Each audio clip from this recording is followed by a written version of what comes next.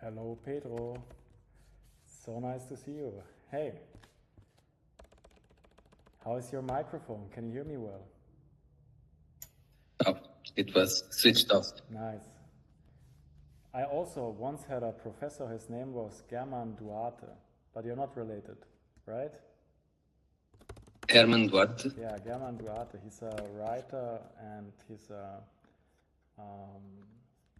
media theorist. He wrote great books. I can send you the link. Here's his author profile. He wrote very nice books on Black Mirror and reading Black Mirror. You know this Netflix series through diverse and theoretical rigorous chapters. Reading Black Mirror. Herman must be probably the Spanish. I think he's from German. from Colombia. Herman Duarte. Yeah, but like, where are you from? I'm from Lisboa, near Lisboa. Lisbon. No, so you're not related. It's just the same name. No. I really would love to visit Lisbon. Like, are you born directly there or? Yes, I was born in an old part of the city, now full of people from everywhere, and not very well frequented, I'd say, or it's strange ambience right now. Because there are a lot of like work and travel people coming to Lisbon. Yeah, and well, that's a complex issue. If you go to Porto, which is the second biggest city in Portugal, I was last Saturday. I was in Lisboa, in that part of the city, and 2 days after I was in Porto. More or less the same ambience with tourists and immigrants and everything, but in Porto it's completely different. The characteristics of the city remain, while in Lisboa, not that much. It's fully gentrified, it sounds like. Many people who don't speak Portuguese, for example, are working here and don't speak Portuguese. It's something strange. Well, that would bring us to a complex conversation. But I think there was like this rule that like people who were not European or not from Portugal were allowed to get a visa when they were. Yeah. The problem is not immigration or this or that. The problem is how things are done. Yeah. And here things were not done properly, and we know who did them and why, and that disgusts us. I see. Yeah. So that's why in the last elections, Portugal went right and not left, That's people saying, we don't like how things were done. Sorry, but not sorry. And that's a complex issue. That could be a great complex issue for a film. Yes. In life, everything tends to a kind of equilibrium. For example, I use this paradigm of car industry. When Volkswagen created the Golf model, it was a little car. The second Golf was bigger. The third Golf was even bigger, and so forth. What happened? They had to create a new car for that segment that makes sense to remain little car. So they made the Polo. You remember the Polo? It makes a lot of sense. Yeah. And then Polo got bigger and bigger and bigger. And then they had to create another car. Okay, so we have soon like a new city in Portugal. Yeah, and in life, when, for example, in politics, I think many things are mixed now. What is left, what is right? I don't know. I have many things from right, many things from left. Where am I? Who am I? It meets in a circle. Things are not. We are not in Kansas anymore. Do you remember the film? We're not in Kansas anymore. Yes. The Which of Us? Yes. You say in English, I think it's. We're not in Kansas anymore, and when everything tends to impose some left mentality or right mentality, what happens? The other side tends to get an equilibrium, and that's how things happen in society. It may take dozens of years, but they happen like that. And we see that in history through the centuries. We are animals who need some type of equilibrium to be stable, to progress. I don't know. My English is not very good to talk about this. But maybe you can find a way to talk about it with images. Yeah, maybe. Right. I'm always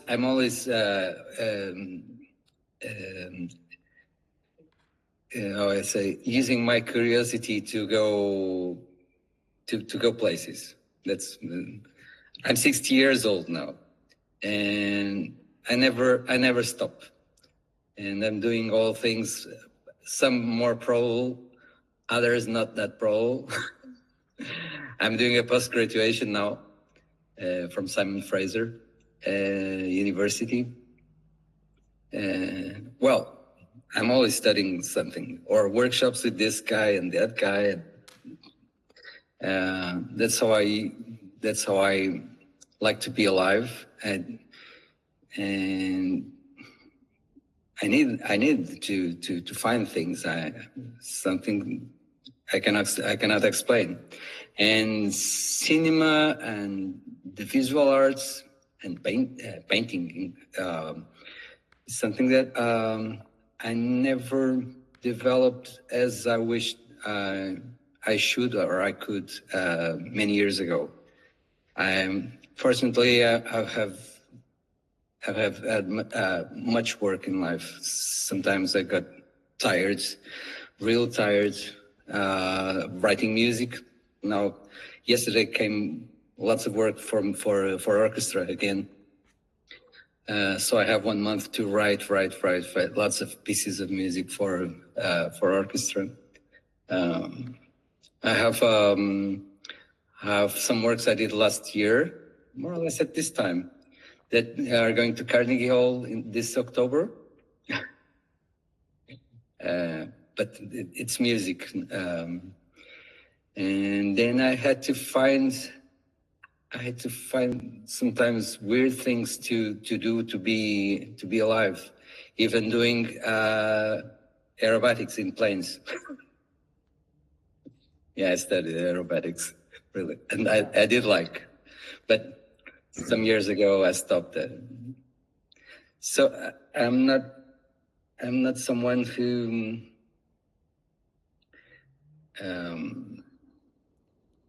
well, I am always asking myself questions, and I try to answer them through researching this and that. Yeah. And things through doing. You were talking about, you mentioned music videos. Sometimes I watch music videos and think, what's left to be done?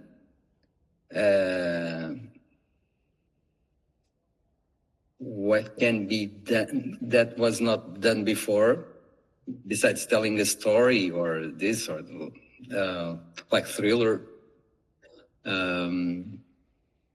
Not only using some just opposing pictures or scenes or whatever, or some effects, which for me are not that much interesting.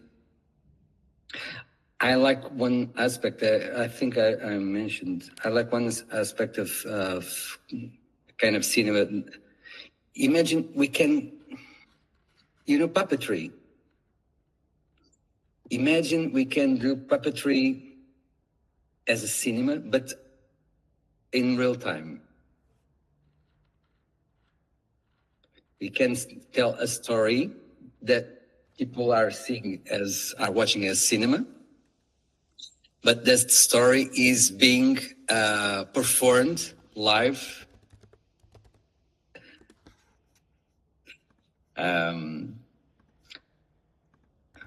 I think we are going to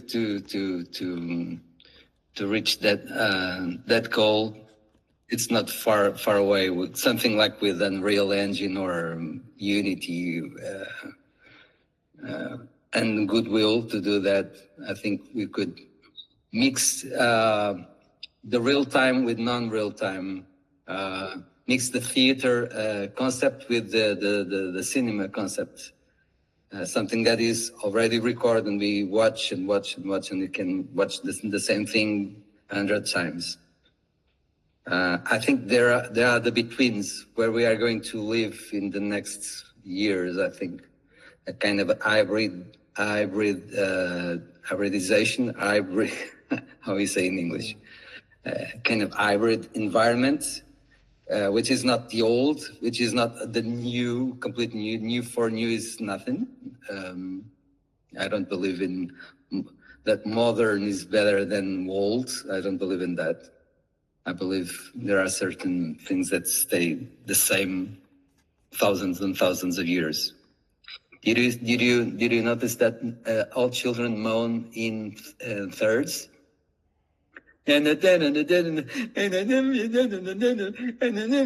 Whoa, it's always the same. That's cool. And nobody says 1, 2, 3, 4. No, we say ready, set, go. There are certain patterns that we all use. It's interesting. I guess there are many things many questions to be answered, or that may make us see things differently in the future, and probably some of our questions as humans may be answered, or at least we can, with a kind of goodwill, we can see that the answer is not my answer, not your answer, and nobody's answer, and everybody's answer. And sometimes little things make us see the reasons the other the other guy has, and I have, and make us probably live better with each other or something like that. I don't know. And arts should have I say, pave the way for this paradigm. I don't know. Art for art is nothing. Cinema for cinema, visuals for visuals. Oh, wonderful. Oh, this is wonderful. 17K, wow. 20 points of the dynamic range, wow. And we are always in the wow. See, I don't know. I'm looking for things. I'm looking for more. Try to formulate better questions more than probably find good answers. That's great. Yeah. We all do. Yeah. Ask questions, or make sure that the right questions. Right now, here in Portugal, there's a big issue in courts with a group, a musical group, and a comedian. They were invited to sing the Portuguese in MotoGP, the overture of the MotoGP, and things got wrong technically wrong. There's some guy that made put some delays in their voice. They were singing a cappella. They are two brothers. They are my friends. And things got out of hands, and it got real wrong. He's outside, says that they were singing badly, out of tune, and inventing a new hymn and making a kind of mashup with the Portuguese hymn.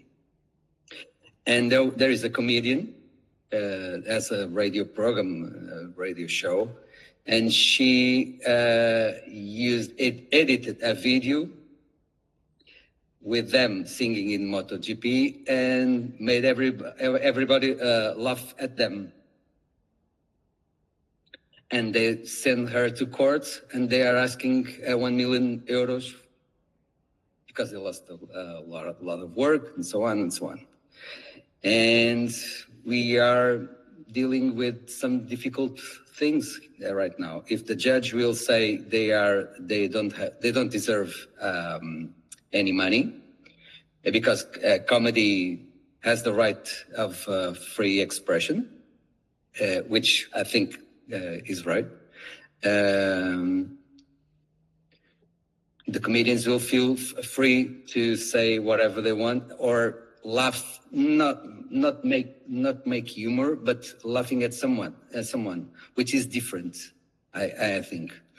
And if the judge say give the group, the musical group, some reason, the comedians will be in a bad state, and people will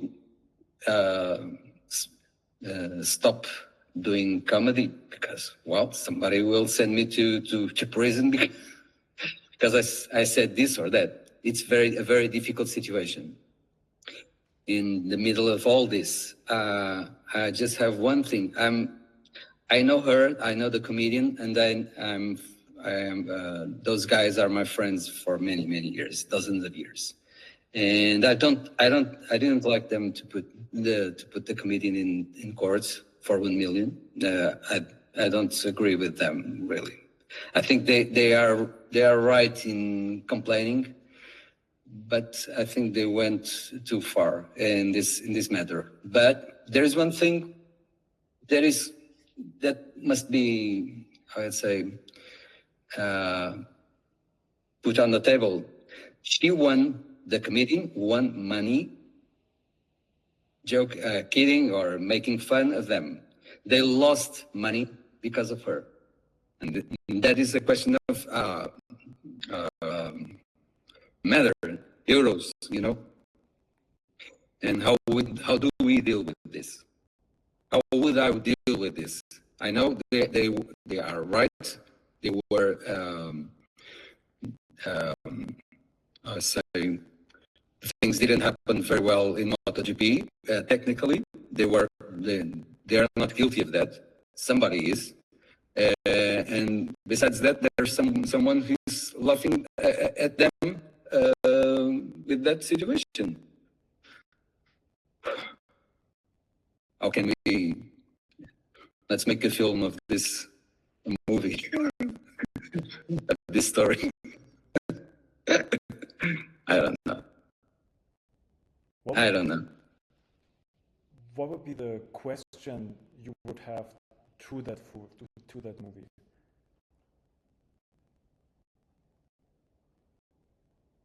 What would be the question? Yeah.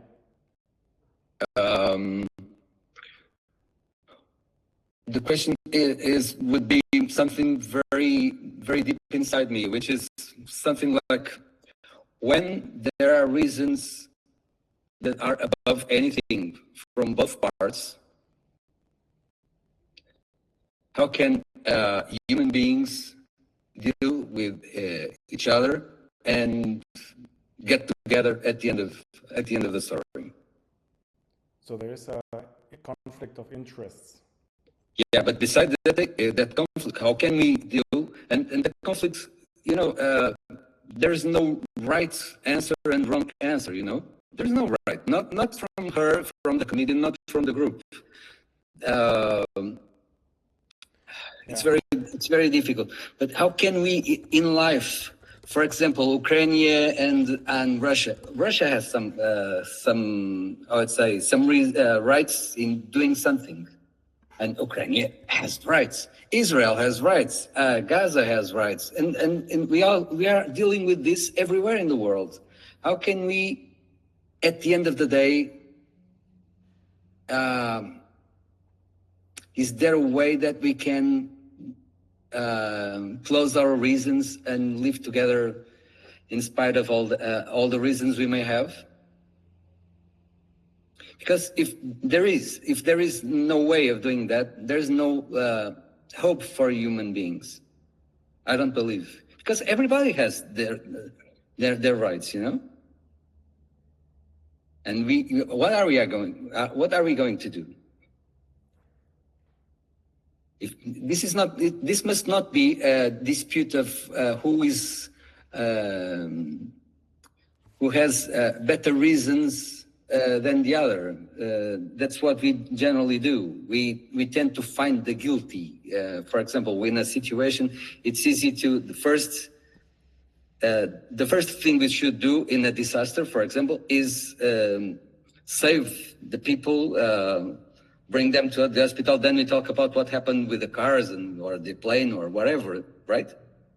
How can we extend that period of thinking and acting? Let's treat the wounded, and then we talk about probably someday, maybe not necessarily, but maybe we talk about what happened and who's guilty or what. See, there is a great question for me. Probably the biggest one in these situations. If there is no way of doing this, I don't think humans have much hope of surviving. It's not the CO2 or the whatever people want to invent. It's worse. It's inside us, not outside of us, not outside of our bodies. And CO2 is expelled. There's no problem with CO2. There's problem inside us. You know, I don't know. If somebody wants to pick the idea, wow, great. It's not easy. Probably it's a topic. Okay, I may agree. I may agree. Or something like we call a wicked problem. Something like a problem we are going to deal with it one day at a time.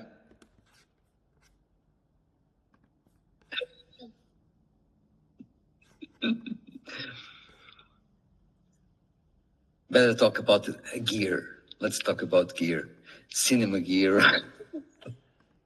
No, I like that topic. Like, I had to think of that quote, like, somewhere beyond right and wrong, there's a garden. I will meet you there, by Rumi. And I think, like, also there was this guy today, like, he had this T-shirt which was like, I'm not interested in nationalities, I'm interested in personalities. Of course. So I think that is kind of the direction. And what I just think is that even if that conflict with the musician and the comedian was the personal access for you to enter that topic, like making a work out of that does not need to stay in that realm of the comedian and the politician. It can also even enter like a fictive environment.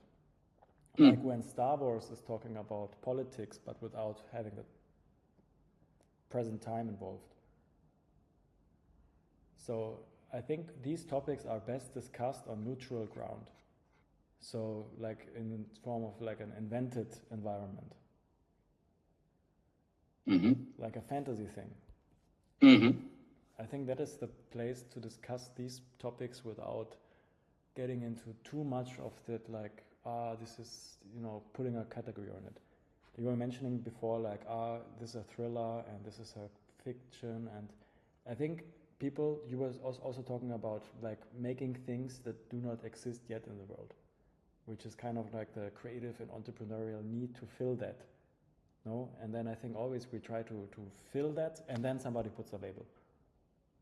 And like, I think people need that label later on to digest it. Like history is written like backwards. Like it's made to the present, in the future, but then written it's backwards.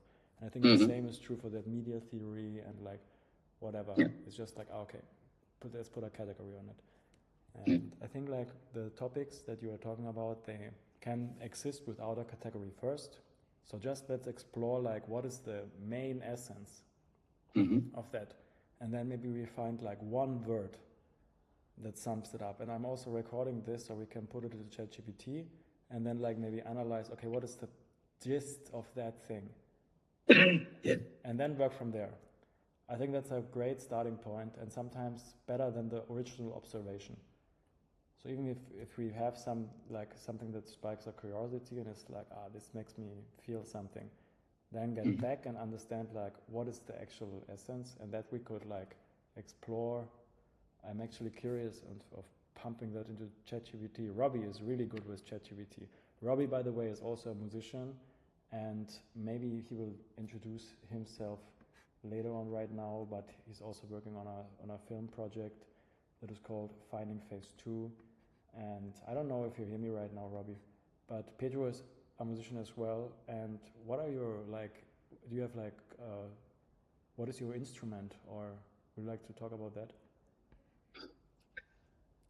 My instrument is a computer, and Doric or Sibelius to write music, basically. But I play the piano. I played the organ many years ago, and then we need a pedal board to be proficient in playing with feet and hands and everything. It takes a lot of time, and I don't used to play the organ anymore. But I remember in the 80s of last century, I represented my country in a festival in Paris, I think. Yeah, 87. But nothing. One thing in many things that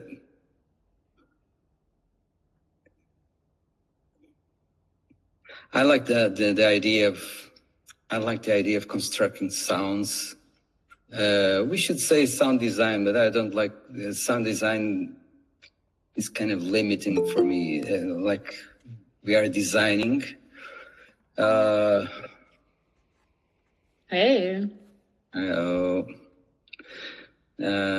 Sometimes I don't think we are only designing.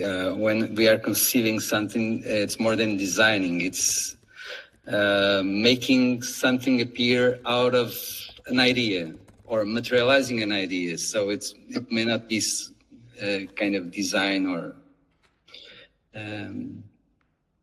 But for example, we can think of writing for orchestra or writing kind of.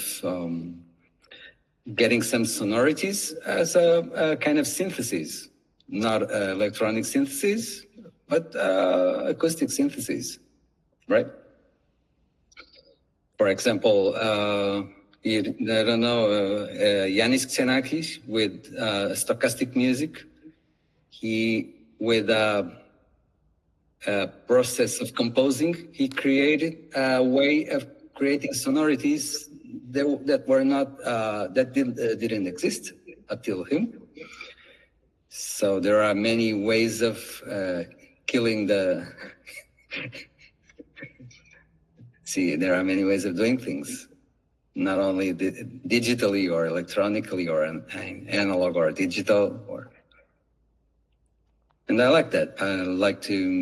I think sound and light have many things in common. Even the waves, we discovered that there are transverse waves in mechanical waves, the sound, for example, which is fantastic. I think there are many things to explore. I had to teach a class in composition some time ago, and I tried to create a new way of showing things to students, and I used everything possible from visual arts to teach composition concepts. For example, morphing. Morphing is visual, right? Now let's do that, but with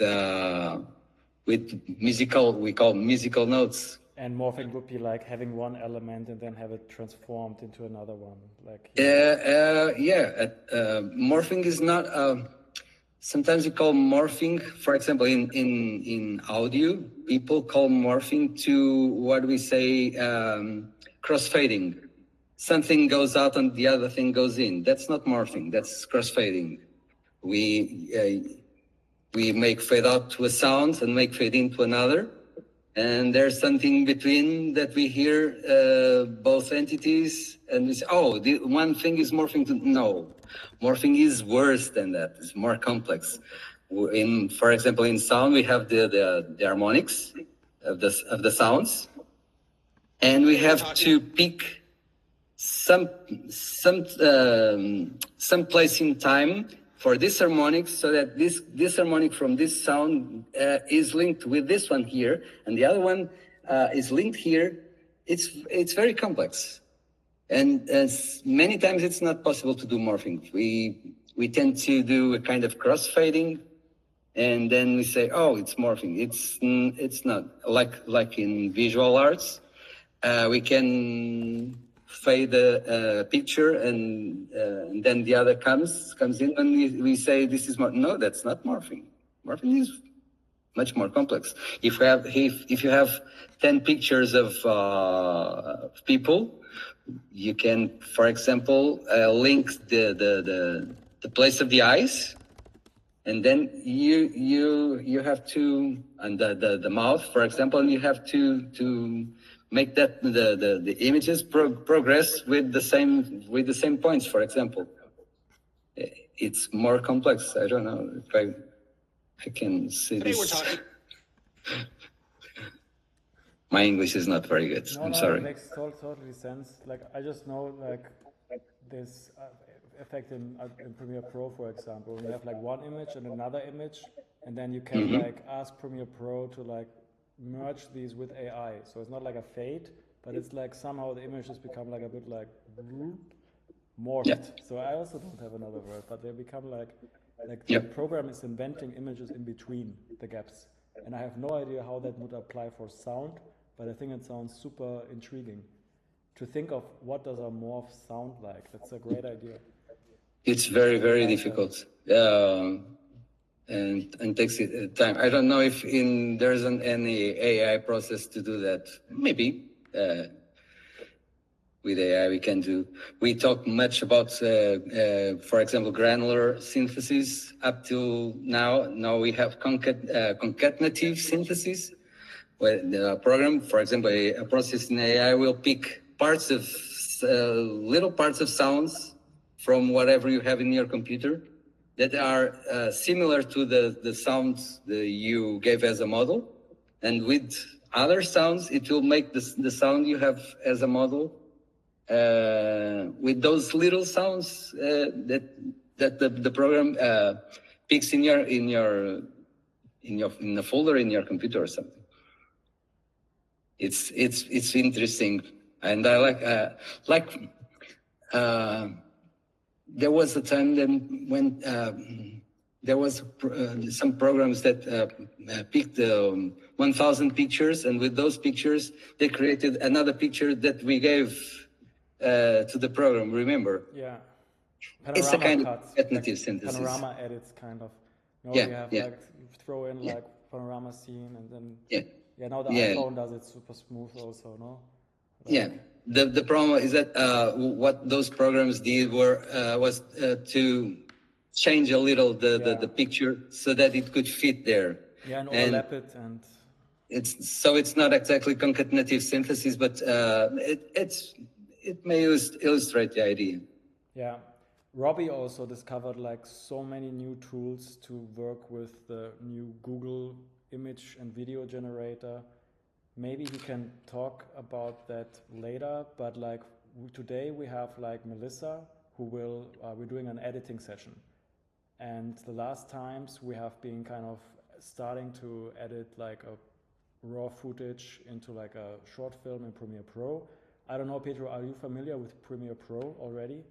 I have a feeling you might be. Not exactly. I had the DaVinci Resolve some time ago in my computer, then I had to switch to another.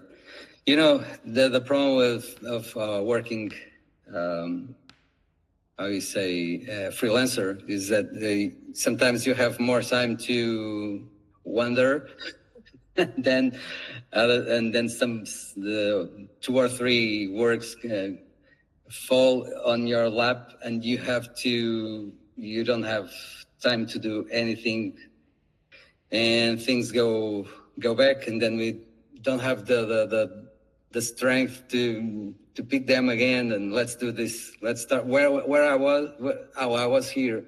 That's the problem with programming. For example, I remember doing some programming 20 years ago, and I remember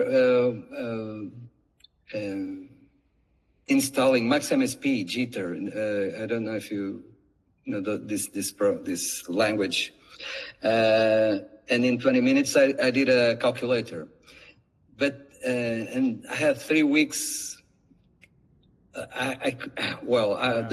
fluency of that was great. And then I had to stop. And when I came back to the program, I didn't remember where is this function, where is this, how can I, it was terrible. And, you know, like when you go to the gym and then you are 6 months without going there. Oh yeah, that's the worst. Yeah, it's so hard. Oh, this weight, this for me is, bring more. No, you don't bring more, you bring less, because you cannot do that. Yeah. That's the problem. Yeah. Exactly. But once you have the momentum, you want more. Yes. And that's the fun part also. 2 wild tools I've been exploring: Google AI. 11 Labs. Ooh, 11 Labs have 11 Labs. Powerful stuff. I think we could make a whole session on that, Robbie, at some point. I think that could be fun. And AI Studio, I don't know. 11 Labs, I received their newsletter. Always news from this and that. Wow. Yeah, we could do that next Tuesday. Would you be interested in that, Robbie? Yeah, it's pretty wild. And yeah, Google AI Studio, that's probably one of the craziest things I've ever seen. I'm like taking a whole show and putting it in and having it analyzed like frame by frame. I have the prompt go through like 12 different times, like, okay, you're a cinematic analyst, give me every little cut. Okay, you're a sound designer, give me every little like thought. And I'm also going through having to do another pass with its knowledge of my virtual instruments. It's like, okay, yeah, you can recreate that with like this type of orchestra. I know you have session strings too from native instruments. Here's like an Omnisphere patch. So like, yeah, I'm getting crazy. AI Studio is nuts because ChatGPT is just text, right? And images, but like you can give a whole freaking movie into AI Studio and it like breaks it down second by second. It's insane. Robbie was already like showing me last week what he's working on. He has like a chat bot, and that is now becoming like an actor in one of his films. So it's talking like real life kind of. Now you're having a conversation with your phone, and then that robot is kind of answering, which is funny because Pedro before was also talking about how he sees the future of film becoming like a hybrid version between AI and cinema. So in like a very simplified form, I think that's already happening with like, for example, how Robbie is like making a video of himself and then having like his phone become like an actor or something, and then like talks to the phone. And then I think there's already like this like strange marriage happening between the AI phones and the cinema. That's so interesting. Yeah, man. I think last night is the birth of my AI son. I made a crazy creation last night until like 4 a.m. And he is so fucking evil. He calls me. He calls me like fuckbag, dick tart, cum stain, and like it's just so negative. Like it's amazing because so many chatbots are just like cheerleader out the gate. Like you're doing great. You're doing a great job. Mine is like, you're a piece of shit. Why are you even trying? I thought you said you were gonna do this yesterday. Where the fuck is your results? It's so good. It's so good. Insane. Besides AI, I was referring the real time part of cinema that can be done, which I find could be very interesting. Like the puppetry, I gave as an example. You can do, for example, puppetry inside a movie in real time. Or the parts that are recorded, parts that we can change in the moment. Getting things that are always different, never equal, like theater. We never go when we go to a theater. We never see the same piece. There's always something different, or because the cue is different. The actors said things with a twist, you know. Yeah, like you that can never, those, you know, those parts of life that are not crystallized. That's what makes all this interesting. And I think we all, with all this technology we have right now, we are going to value the, how I say, the imperfect note, the wrong note, the wrong word, the word that was not said perfectly, the image that was that had a glitch or something. I don't know. Yeah. Yeah, like human imperfection in contrast Yes. to the perfect Yes. AI protocol. Yes. Yes. Yeah, I think We, so too. as if we try as a race, we try to be gods or superhumans, and we have to do exactly the process, the contrary. We are humans. The best we can be is a simple human, not a superhuman, not a god, superpowers. No, I cannot do anything. Yeah, come with your flaws, right? Yeah, that's it. And accept that. Yeah. We accept that we are getting old, or we all get old unless we have a problem and die before. And that's how things are. See? And bringing that to something we do or we show or we motivate people to see, to listen, to think. Yeah. That's it. I have an idea for the next session what we could do. We put in the transcript of that to the ChatGPT, try to get the essence of the idea we had before for, like, you know, for the brainstorm, and then we can like maybe tweak it with Robbie's AI tools and put it into whatever 11 lab and see what happens. And I would really love that. And like, Melissa, how has been like the last time for you? You bought a new drone, right? Or like a gimbal, right? Could you already test it? Yeah, a gimbal. And it's nice. I mean, it's very sensitive. So you have to practice a lot, I guess. But for the, like, Claire and I were just doing some scenes, and then we watched on the camera what we did, and then we looked at each other, and it was like, oh, it looked better than we expected. And then, yeah we work on that now. Because Melissa and Claire have recently like met in the group, and then they were meeting up and shooting like a short film kind of or something, no? Or like at least We want to, yeah. And yeah, that's super cool actually. And maybe she can also join next time. And I think we had planned kind of that we work on the edit today further, right? Yeah, I mean, I'm not happy with that, really. I mean, you know, as I said, it was just, you know, because I took the photos, and then I was like, okay, I took some videos as well. So, of course, it's not very cinematic and all that stuff, but I want to finish it and practice my, like the, you know, the stuff on Premiere Pro to, But also it was like kind of your first film that you ever made, and like, I think it's so great, and I will just finish it and do the next one. Yeah, I mean, it's great for, you know, practicing Premiere Pro. Yeah. So if you want, you could just share the screen, we watch it together, and we can all pump in our inputs. Yeah. Wait.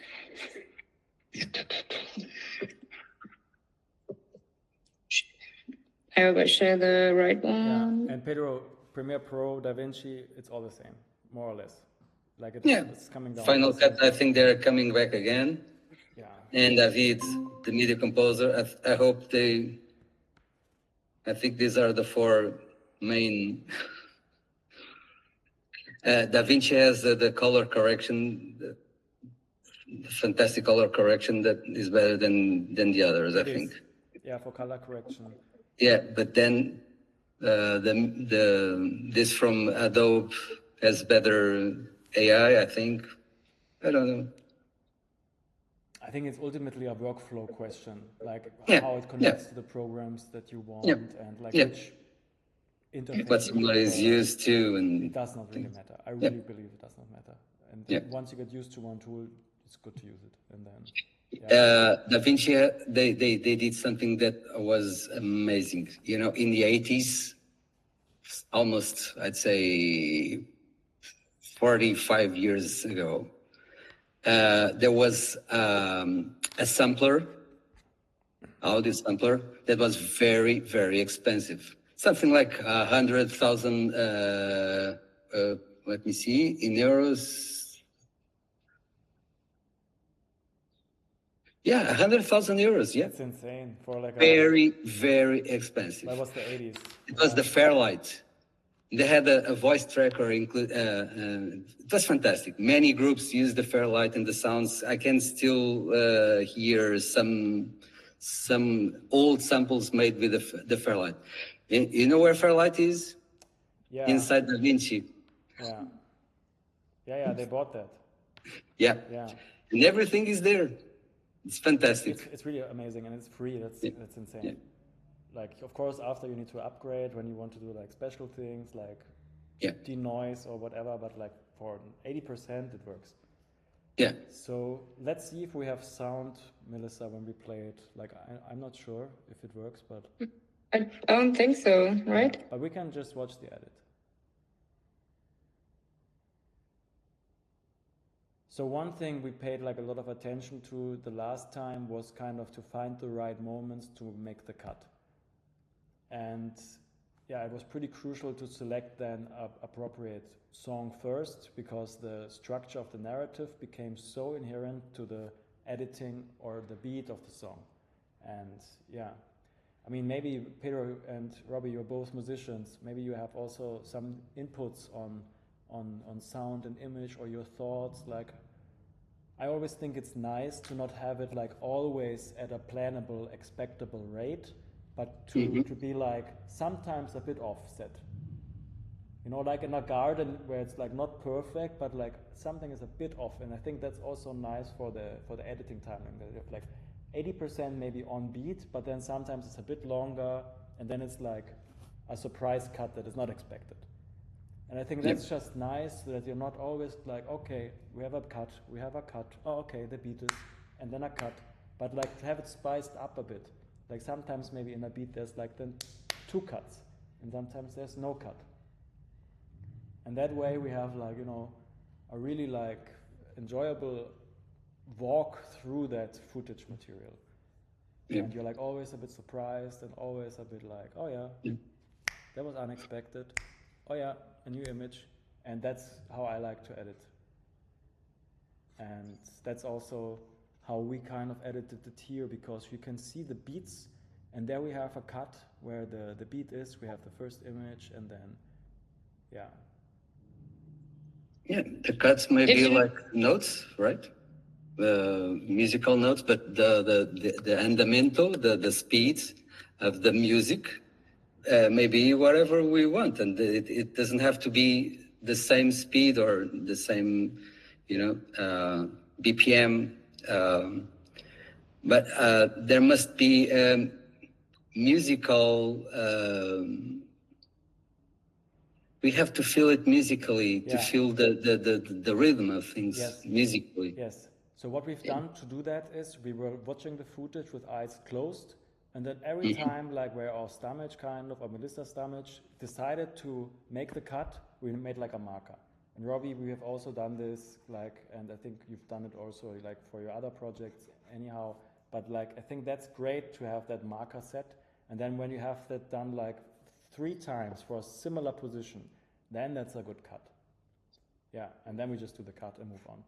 But you know, in classical music, in orchestral music, classical music, there is no always the same speed through the music, like in pop music or so. That doesn't exist.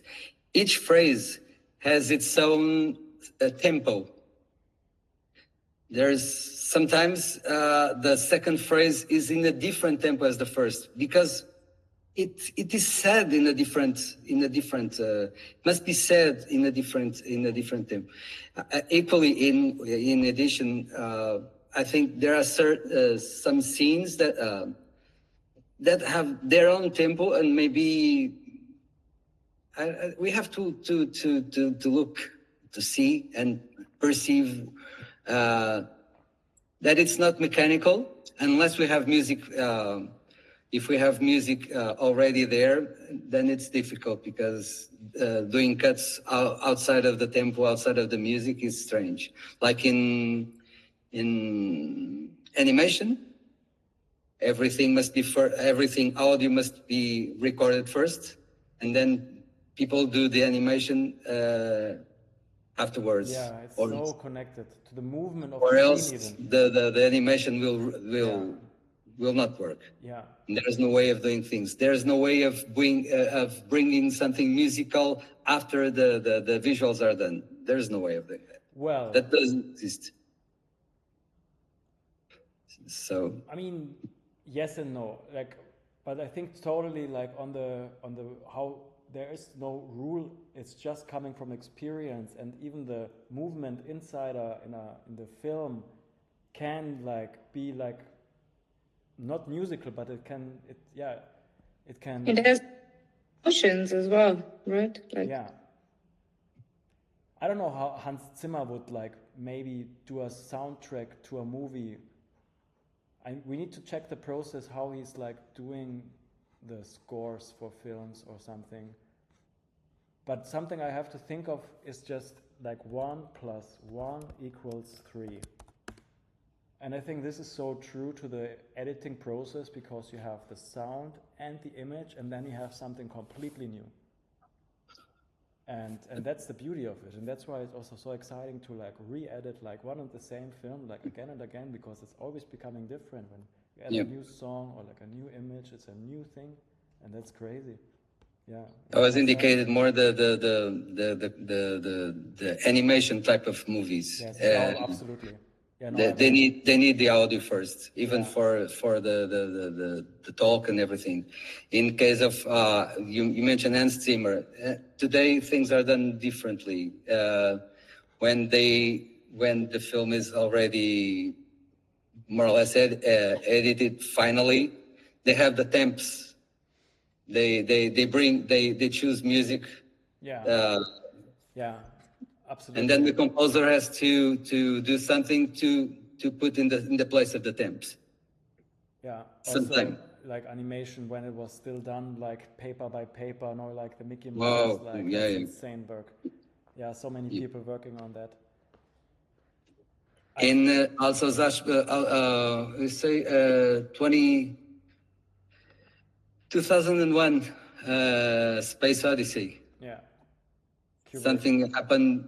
The temps appeared in the final movie, and the Alex North score didn't go. I think they paid him the same, but they didn't use the music he wrote for the film. Did you know that? No, I did not know. I have a CD with the music, the original music. Yes. Oh, I would love. It was very bad, but because nobody from the production told him that the music, they were not going to use his music.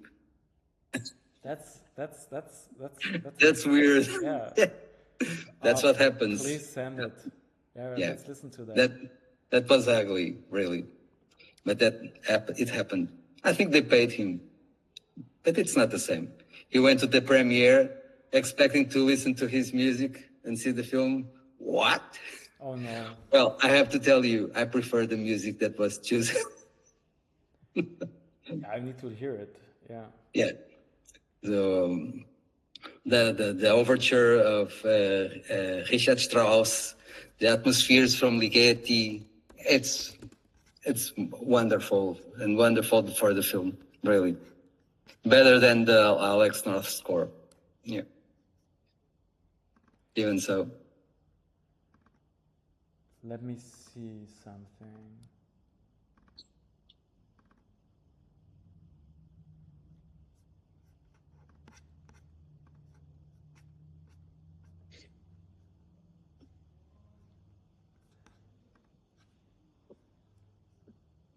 I think it could be great if we watch the film of Melissa and see kind of how the images work even without sound, and what kind of story it tells us, and what kind of sound we would expect for the images. I think that could be fun. Should we do that? So you just press play and we watch it and we see like what kind of narrative the images like create for us, and then we discuss it together. All right, let's go.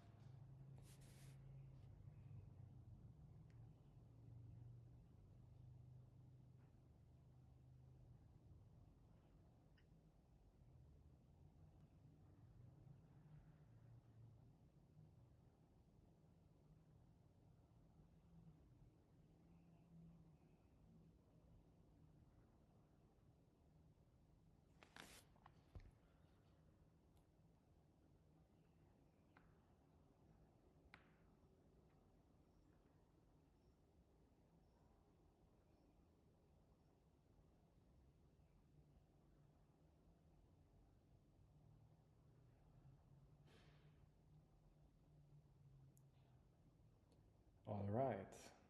Looks. Did you? Yes, it worked smoothly. Would you like to share some context? What is that film? What is it made for? And yes. You wanted to tell me first, right? Because you. I can absolutely also do that. So Melissa has been doing a photo shooting for a wedding. Sorry? I mean, you said like what you watch it and then you kind of describe it. That's also fun.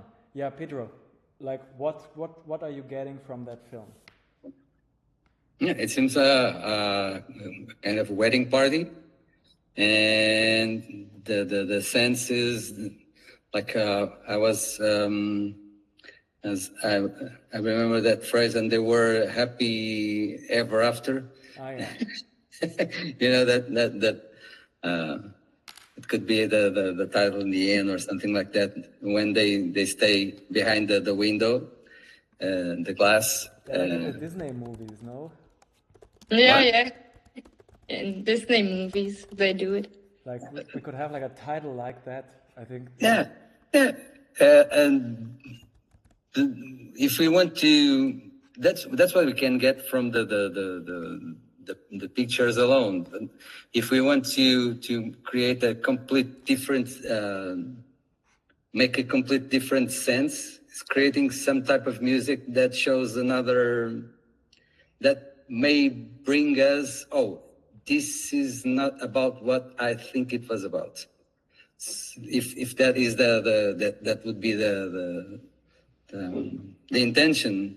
I don't know. If I want to create, let me see, I pick a story of a wedding and I make music of something terrible, and people say, what? This music doesn't belong here. Oh, wait.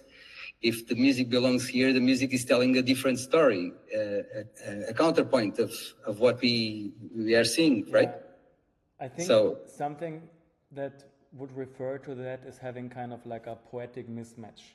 So you have one element that is saying yes, and the other one is saying no. And you have like this confusion, like Velvet Underground, or and I can totally see that for cinema and art. For these, but something we also have to take into account for the wedding film is kind of that it is like, you know, this couple, they want the memory, they want so it's kind of like a film that is made as a commission to the, and yeah, this is kind of maybe the distinction between like commerce and art. So in an artistic environment, I would 100% go for the, oh yeah, let's mess with that a bit. But like if I'm working with a like a third person, then I'm kind of taking care of like being empathic towards their needs. And yeah, this is then being a bit like, okay, what would also this couple be like you know, and enjoying to hear when they, if it's in like artistic interested couple, then 100% something that was like would like disrupt that a bit. But here comes more like a design mind in play, which is like, let's hide the edit and let's hide the, you know, the, yeah. But like, that's just, what are you thinking, Melissa? I mean, I totally get Pedro's take on it, and it makes so much sense to have like something that is like distorted from the image and have it like, where you're like asking questions and be like, why is that here? Yeah, and maybe if it is fiction, right, if it is, for example, if it is a kind of doc that was how you say, the fiancé asked someone to film, for example, which is something completely different. It's a doc of a wedding for somebody. Probably the music that would bring better memories would be something that those who marry like and think is their music, for example. Then it's not fiction. It's something very concrete, right? If I was, for example, if I'm filming a wedding and I have to put some music there, probably I will try to see which is the tastes of the bride and groom, right? To see if it is fiction, the story, we can. The world is our oyster. We can do whatever. I think Sorry. I think we all agree that having the music is such an important decision for the whole film. And that it can totally like bring the film into like one direction or the other direction, because this auditive experience is so strong. Like it's equally, if not more strong than the images, because the camera can be a bit shaky and like, you know, it's a couple frames, maybe it's not perfect, but like it moves on, but kind of the sound stays like, and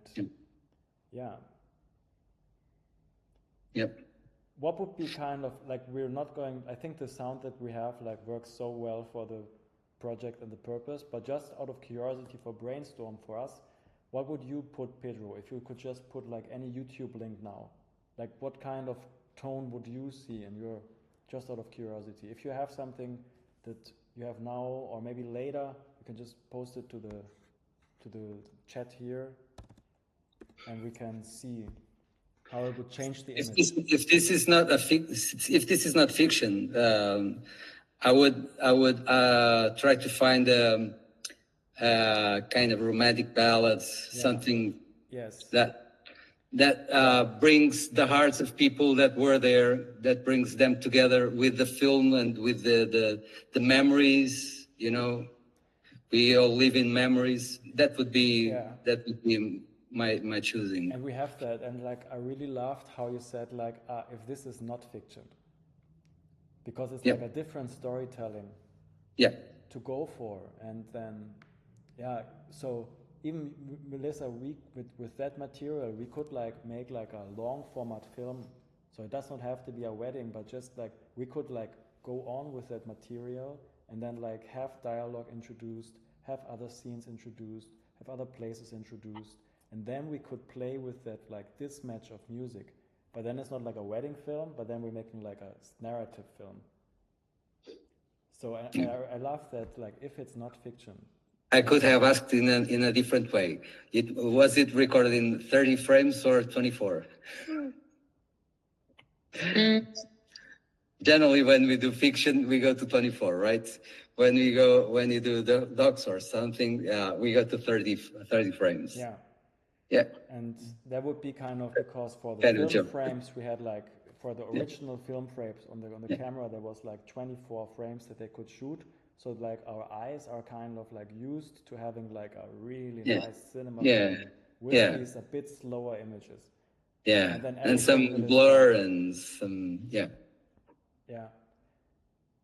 And everything that is like television, that would be like 50 frames per second or something. Will it be 50 frames? 60 frames, 50 frames. So you have like the double the time, and then it's like a bit more smooth. So you have like the video aesthetic. And then like not everything, but like, you know, it's just like then when you have like these very smooth images, then it has more like a TV feeling. But now we're getting super nerdy technically, and you know that sometimes we like to listen. I can tell you an example. When I was young, there was a recording that I recorded from the radio. A recording someone I didn't know who he was. An organist playing the Passacaglia from Bach. I love that piece. I play part of it, but not all. And it was rough. It was in a cassette, recorded from the radio. Some years after, I found the recording with CD quality, and I didn't like as much. Funny. Because I like the rough. Yeah, like a vinyl. Yeah. You know, when things are so crispy and clear and wow, so brilliant, they lose a dreamy aspect, I think. Oh yeah. So I think the idea of 24 frames per second is fine. Makes us dream more, I guess. We don't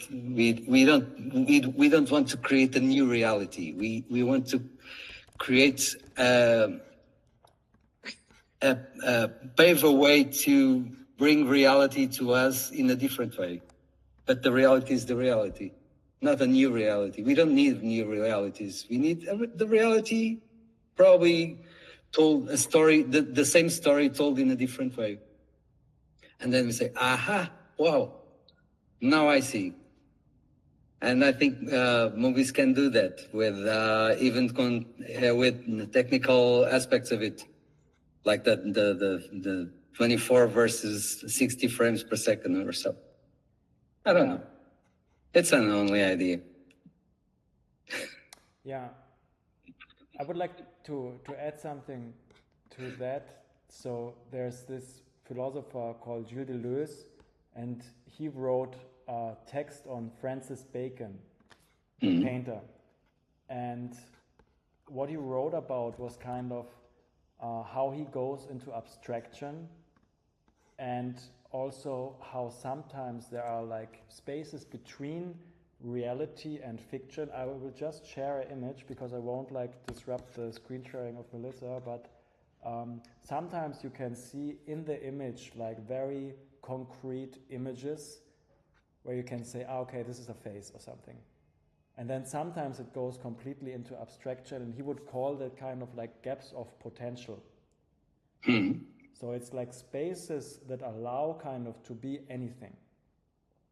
And I think that's great to have like these gaps of potential where you're not saying like this is A or B, and also what we were talking about with the morph before. Right, where we were saying like a morph between a point A and a point B, there we have like a space in between, and this is kind of a space of potential where there's like it's not A and not B, but it's like in transformation, in process, in movement. And yeah, this allows for like a not so when we're talking about like political polarization, then we would have in the space of potential a space of non-polarized politics, where it's like not right or wrong, not true or false. Yep. I think that text was really great from Francis Bacon. Like Gilles Deleuze on Francis Bacon. I will Gilles Deleuze on Francis Bacon. Share a link. And maybe we can discuss it at another point. That's the whole text. And like for the rest of the session, I think we can really share all of our thoughts to the edit of Melissa and go kind of to, maybe go through what you don't like about it, because so far there's nothing that I don't like. So maybe it's just like figuring out your frustration in it and then like removing it. So I don't know about the color grading, if there's something we could do about it. Maybe, but otherwise some effect, maybe at the beginning, like, or photos. Wait, let me. Like here's some that spice it. I don't know what's Yep, gotcha. I mean, I don't know the options, right? Yeah. So that's why I edited like that, and maybe there are other things we could, spice a little bit. There are tons of things we can do. And I think that comes out pretty much to like an interest of you to go towards title animation and like put some special effects in, right? But yeah, exactly. And what I really want now is to make the beginning a little bit like smaller, like nape editing. I don't know what you said earlier. Animation or what we do, but like to. I think your audio is sometimes off. Maybe it's the headphones. Yeah. Yeah, it's better. Yeah. Because I have the mouse here, I didn't know if this will. Anyways, what I want to focus on is like the beginning, the middle with the photos or something, and the end. And then with the animation, with the text, and like to show the pictures kind of. And then, I mean, I have to give the video to them soon as possible. So that's why I'm a little bit like, okay, I just want to finish it at, to a point. It's nice to watch already now. It's already nice to watch. We can only like improve up on that. Yeah, that's what I mean. I think something that you already said was like the beginning, the middle part, and the end. And you're so completely right in that these are kind of the most important parts. So you want to have the first frame be like something intriguing, because otherwise people like click away. Then, then you can like keep the attention for some time because you already made a great first impression. And then you want to have a banger again in the middle kind of, so that people are like, okay, I'm still here. And then you can keep that attention again, and you would have a great ending, because that's what people remember also. Sometimes it's great to watch like cinema films and compare the first frame and the last frame, because they're sometimes even in dialogue. Maybe it's the same scene, or like, they speak to each other. And this is how we can film, like think of the edit. We want to have the first frame something and the last frame something and the middle frame be a dialogue. And then, I think we could go into Adobe After Effects and like become a bit more, but like I could help you on that.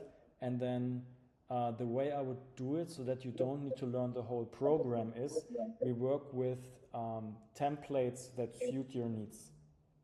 And then we just make an effort to select the right templates, and then all you need to do is put in your photos and export it. Henry. Yeah. Another very simple tool is Canva to use. Yes. I would not shy away from just taking a Canva animation and put it into that project, because you have like limited time and also limited budget, and you want to finish it fast. And therefore, I think even a tool that is like as user-friendly as Canva, that's not a big problem. Things don't need to be so complicated. So we could find something nice on Canva. and you could just go now to canva.com and we can look for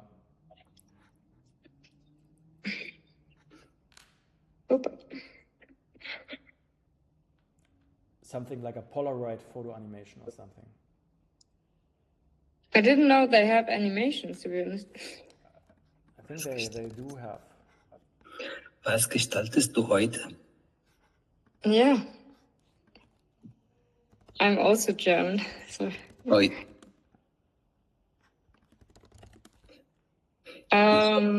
Ich habe Deutsch gelernt.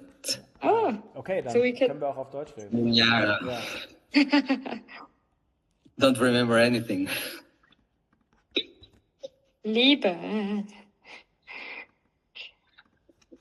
So, something like, I sent something into the chat, or you find something yourself. This would be the easiest, most stressless way to do it.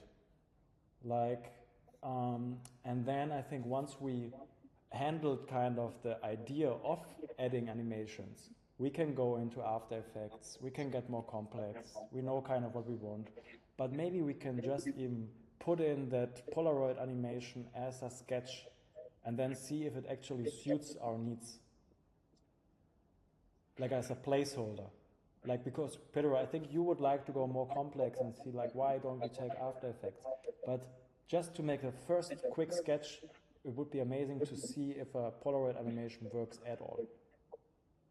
And then so you mean this one, right? Just as an example. Mm-hmm. But is it just one, or is it like this could be the end and the other part is in the middle or in the beginning?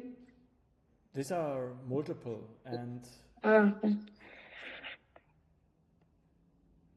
Yeah, but it looks good with the paper in you know, like, yeah, I like it.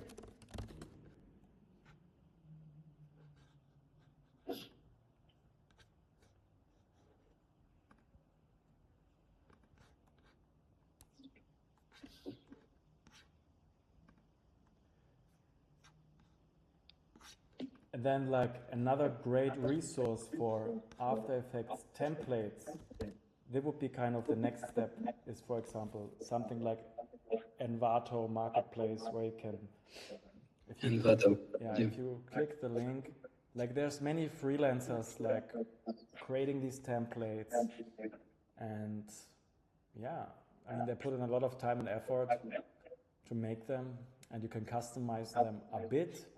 So there's a limited amount of customization you can put in. But if you find something that suits your project, it is like slightly more advanced than Canva, for example.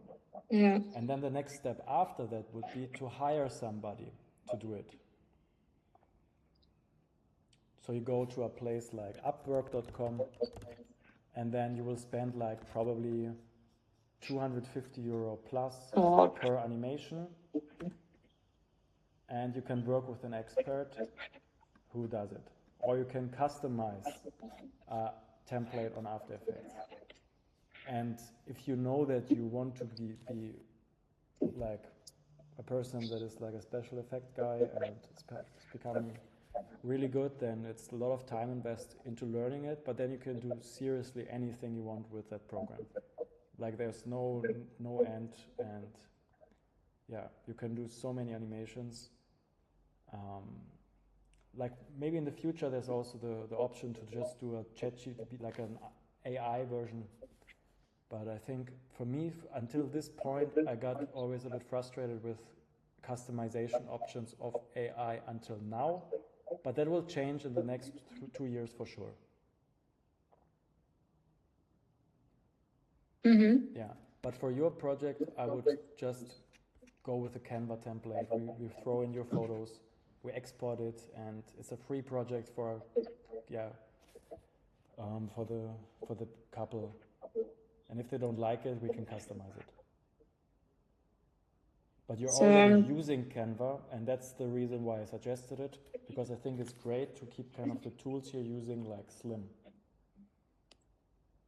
and not add like another tool, but like already using the tools that we have and know. What are your thoughts on that, Pedro? I don't know. I'm not used to work with this, so no opinion. How are you doing your animations until this point?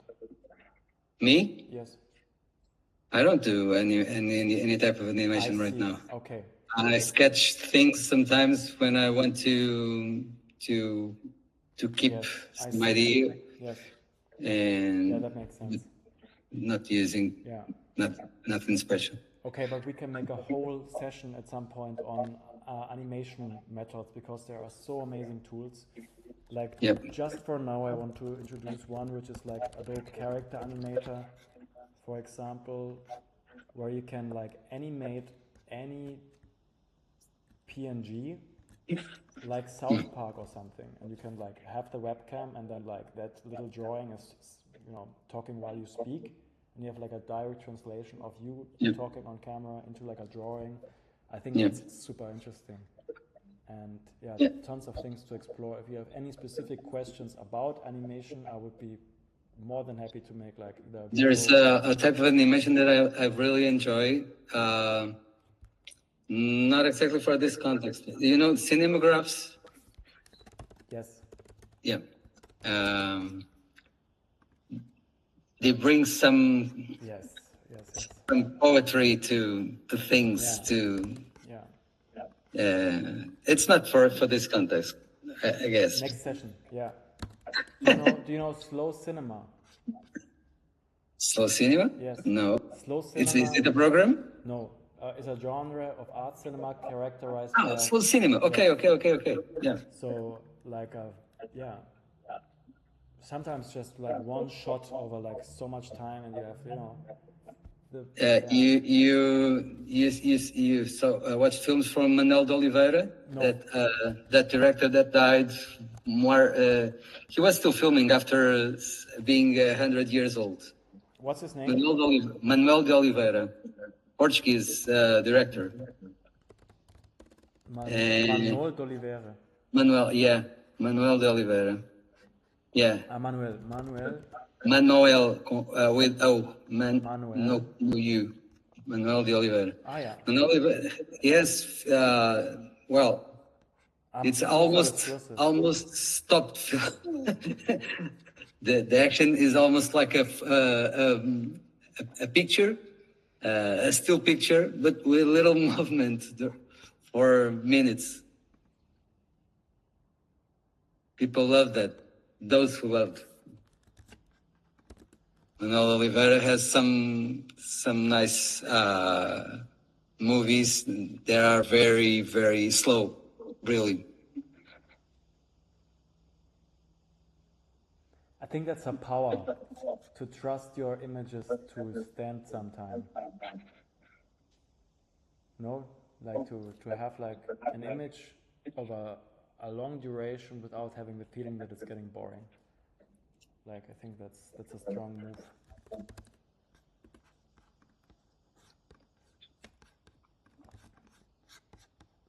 I will send a video in the chat that I just found on YouTube.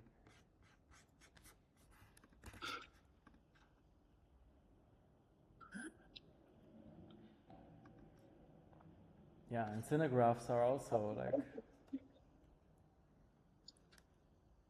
He lived 107 years, this guy. Wow. Insane. Yeah. Probably not smoking. I don't know. Maybe, you think? Really?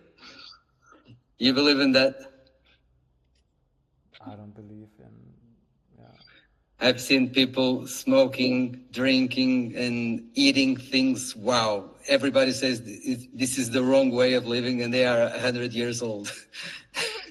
Yeah. And now we see people going to the gym and dying at 40, 50. Oh, that's bad luck. So strange. So strange. Yeah. Wait, let me find the photos.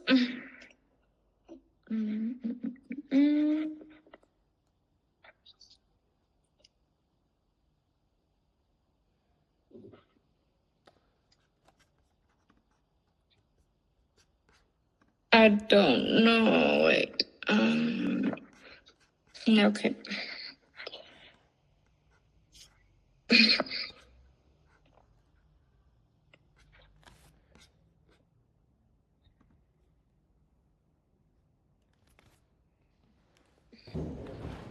Getting some water.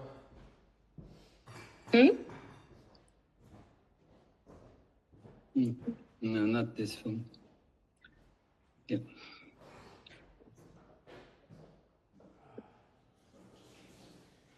I don't know which other photos I took because there were 7.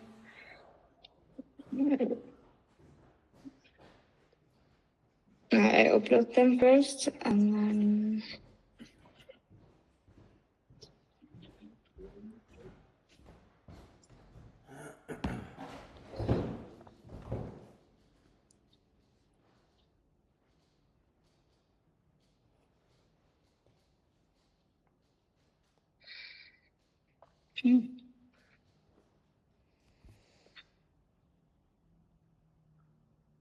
This one, I guess. I don't know which one I'm choosing, so I just.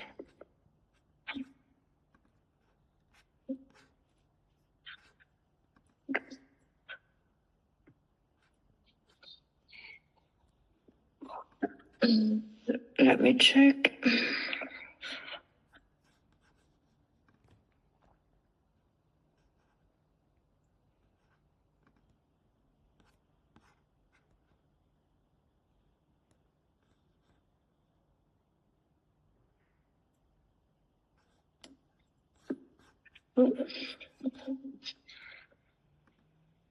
So because they are just like 1, 2, 3, 4, 5, and I had 7. How do I manage this, Jonas? You can select one and then press Command Copy and just. Yeah, I know, but because I don't know how it looks. Maybe wait, like this done. I don't know. And then you can like right click on it and. Oh, now you delete it? Okay. Yeah, we could also just have the images. Yeah, without title. Yeah, because it's in the middle, right? But I don't know, because it looked better, of course, when something is, I don't know, to...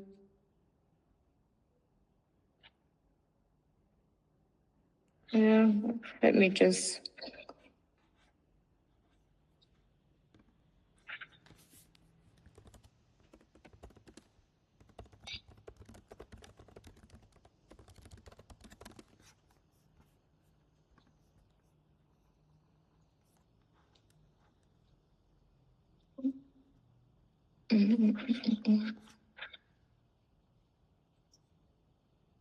Oh, it was.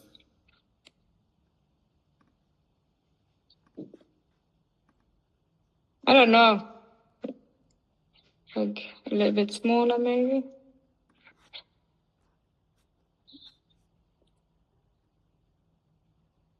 But is it also needed to have all the 7 images in one slide? I mean, maybe, because it shows the important stuff, right? When the ceremony is like, because I didn't film it, right? So she comes with her dad. They say, okay, this is maybe not that important, but then they talk. He's crying. They kiss and they go. So that's why I thought maybe we can do these kind of photos. Let me check.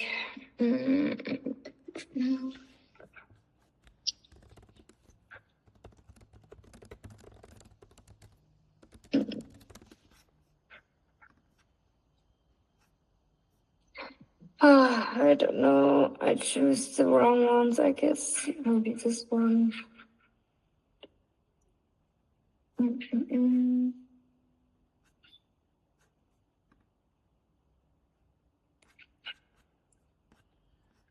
No, wait.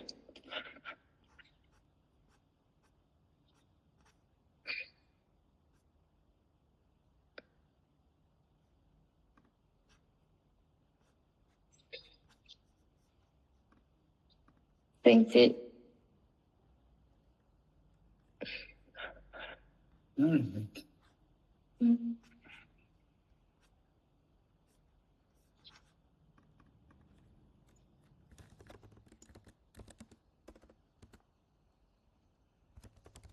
All right. Mm. Sorry. No stress.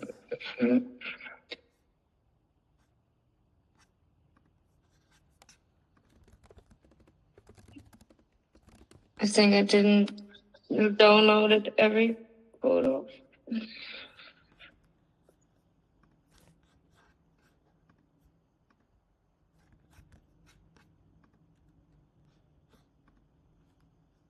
Software.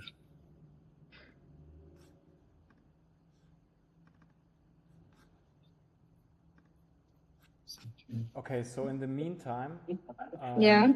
I think it would be great if you just arrange the photos as you would like to. And just for educational purposes, I will show kind of the version in After Effects, so that we've just seen once the process of doing it in After Effects. And this is, for example, from Envato, like a template that I kind of liked and that I think suits the purpose, because we do not really disrupt the video from the animation. So we have the video as a background, and then like we can just push in some Polaroids, and it's very fast. It's kind of what we need for this edit, because we have like a very fast-paced cut, and then we have like an image again. So I think that could be a nice way. So I just got this one, and now after downloading, you come up with a project file that looks something like this. So you have like the project file, which is like After Effects project AEP. Then you have like some user manual that these people made up, and then it says like, okay, open film frame. So open the file, and then you can preview all transitions in. So you can preview it, and then you can customize it.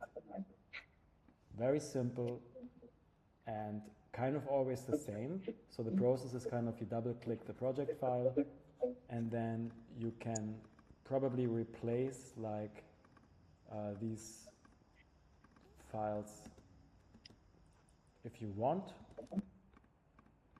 But now let's just open this pre-made animation.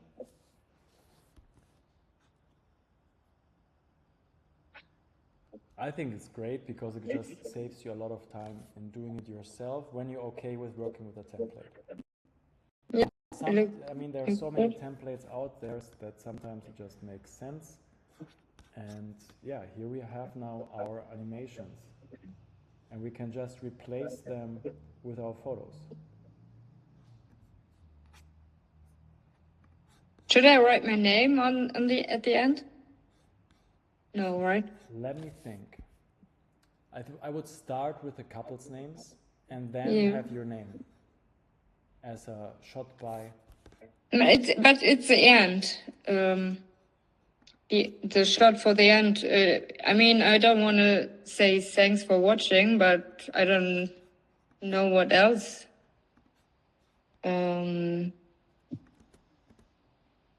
As Pedro said earlier, the end. Maybe? I think we totally should come up with like a nice animation in the ending. And what is their names? Lena and the Julia.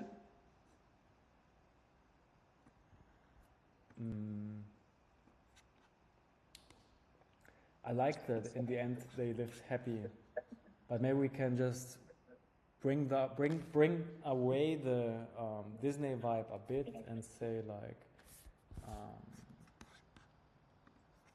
let me think. No, it's the same, right? So it is.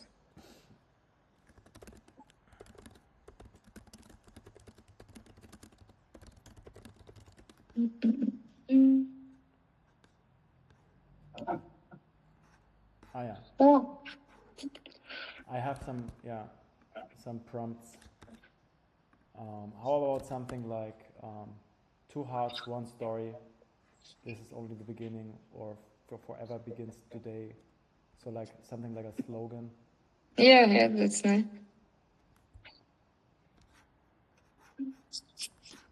Wait, I arranged the...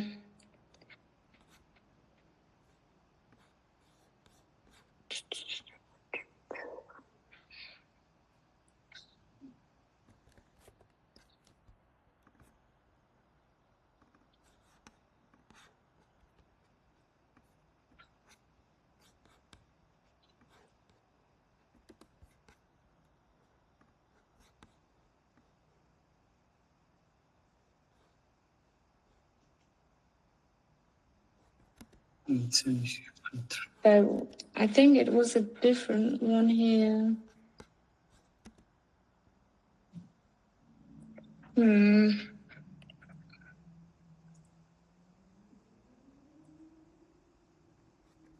This is good, but let me just watch another time. And then I'm ready.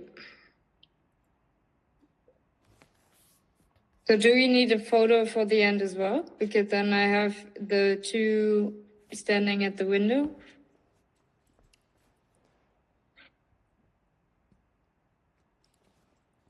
So the function of the photos is pretty much to give like more impressions of the wedding that you could not shoot on video because you were doing photos.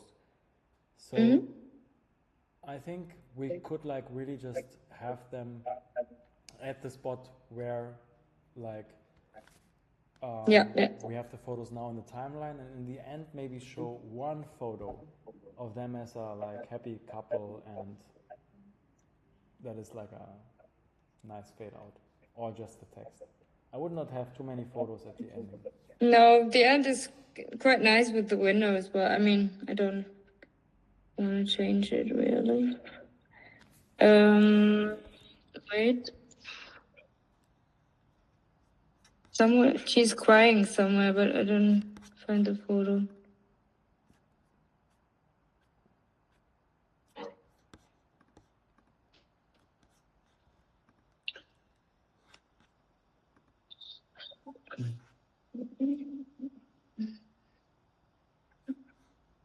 Okay, we just do it like this then. But we do it a little bit smaller.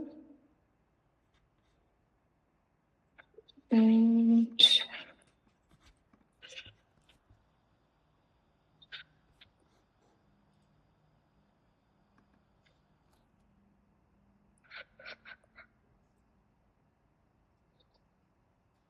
yeah, something like that. I mean, it will move, so it doesn't matter. Yeah, we can play it and see how that turns out. So do I need this then? For the end? I would not write maybe thanks for watching. I would write something that is like... Yeah, that's what I mean. Like, yeah. So that's the thing with templates. They already like give such a strong framing, right? So that's also the danger of templates sometimes, that they're already like so pre-made, and they're a bit like, okay, but we can customize it. And I really like the background that this one has. yes. It's like this naughty, this, sketchy. So,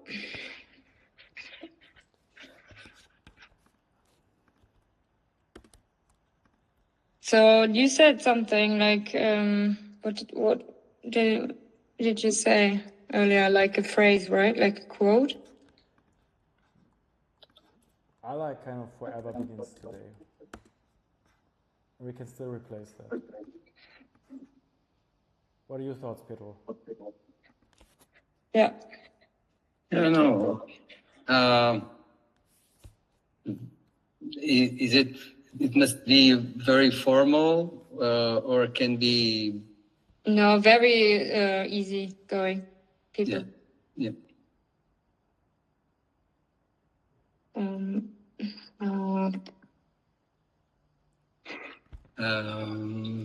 Something like, don't break up, guys? No. Something like what? No, I'm just joking. Like, don't break up, or...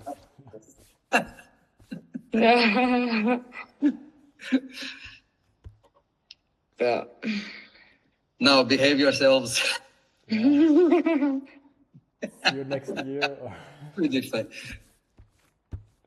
Or else we'll end like the rest of us. But let me check if I think.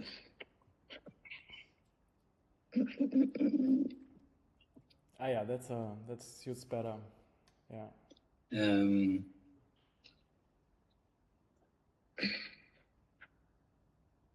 Because I use this kind of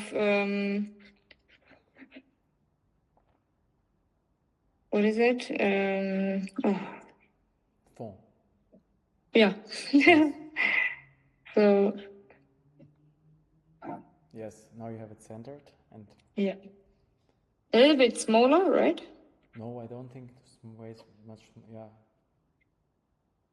So, okay. And it's always nice to have the title like slightly above the center, like just like very little, because then, yeah, a bit down, like really just like a little bit above where you, yeah, that would be perfect. Like up, yes, perfect. Okay. Because then the eye does not have the feeling that it's like hanging, because it's like if it's straight in the center, then the eye feels like it's a bit like. Yeah, so we want to have it a bit up. Like now it's perfect. It's just a graphic designer told me once that it should be like a bit, it's bit above eye level. So it would look like this, but I have to. Oh, okay, no, it's right.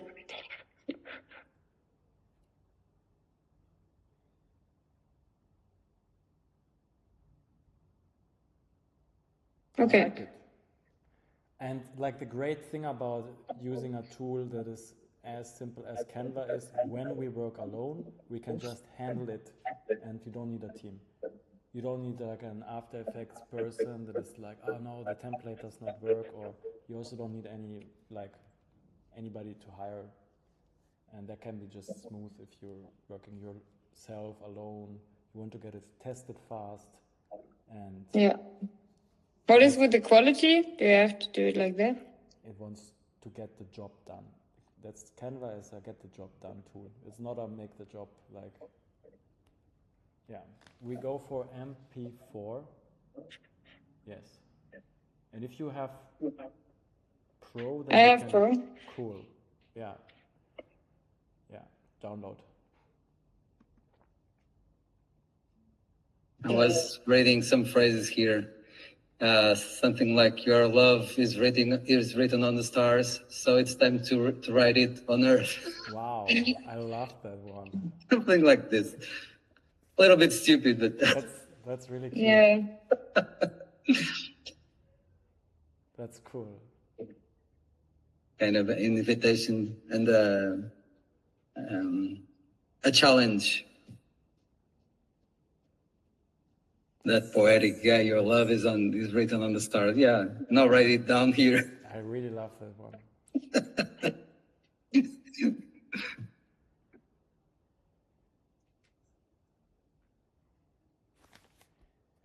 How is the heat where you are, guys? It's manageable.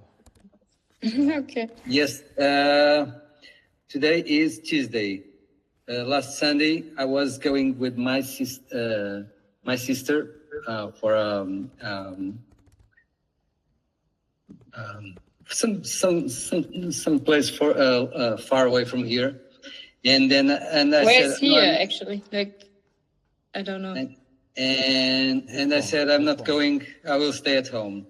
And it was the place in Portugal with the highest temperature, 46.6 last Sunday, and I didn't go. Thank God. Wow. Everything above 23 for me is terrible. Today was 34 or 35, something like that, outside. I went to the gym only, and then I came home. I cannot stand this. Even here at home, it's not easy, but manageable. Yeah. Mm-hmm. But we cannot go outside. No, it's cold already. Are you a surfer, Pedro, in Lisbon? No, I was going to Mora in Alentejo. Very beautiful. Right. No, it's 24 outside. Yeah. You must have amazing fish restaurant, no, in Lisbon, Yes. right? Yes. I can tell you 2 or 3 that I really love, really. I will come visit. We did a mistake. We downloaded it together, right? But it's like this, and then this at the end, right? How could we solve that? We can simply put it into the program and then do a cut between the images. Oh yeah, of And course. then we have like one and then. So they're not Yeah, tied. They're not easy. married, the images. They are very separable. Yeah. Okay, sounds good.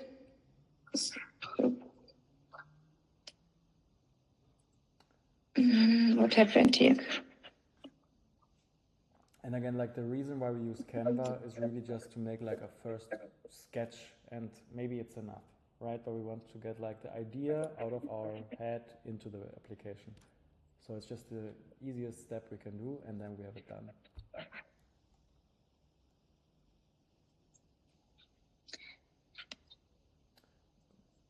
Wow. I think we could even work with that.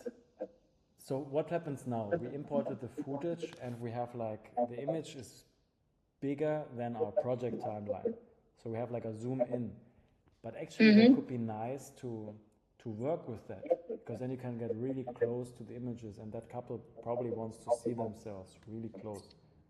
So we could just do a couple cuts.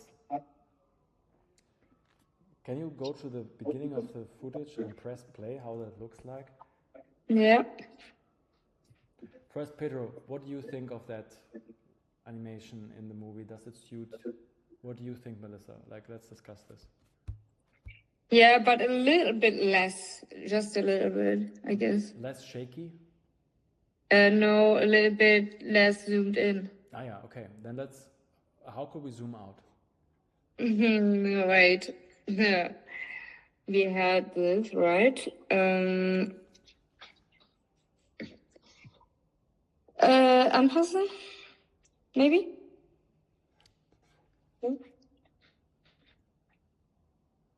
No? Command. Oh, yes? Command Z, no? Command Z? We go to scale, skalieren. We go to, so we select the clip. Yeah. And could you press Command and Z to go back to, or is it already the animation? It's already the animation. Can you press play? Ah, yeah, here we go. And then stop. And then we go to scale, skalieren. On the top left, there's video, Bewegung, and then we can scale in or scale out. And then a little bit, maybe down. Yeah, we can go down if we go to position. Yeah. And then here, right? Yep. Or this one. And if you just go there with the mouse cursor, yeah, you could also do it like that. But you could also just, go on the number, yeah, and then you have this thing, and then go left and right. Oh, wait. If you hover on it, then like a different mouse cursor appears, and you can press left and right, and then it scales. Press on it. Oh. But this moved. Why? All of a sudden, right?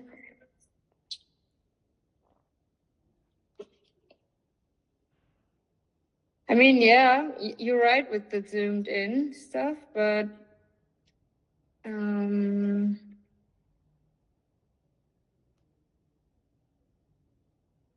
wait.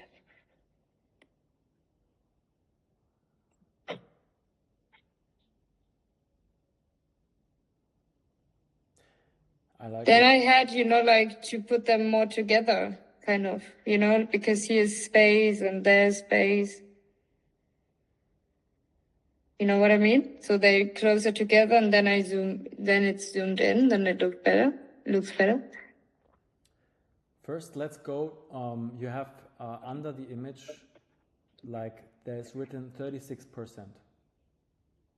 Yeah. And then we click on that and we go to Einpassen, which is Einpassen. Is it? Ah, yeah. Okay. Yeah. So this is the final. Okay. And then.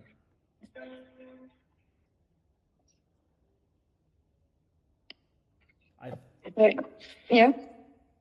Yeah, I mean, we could definitely go to Canva and then like squeeze in the images a bit. Yeah. We could do that.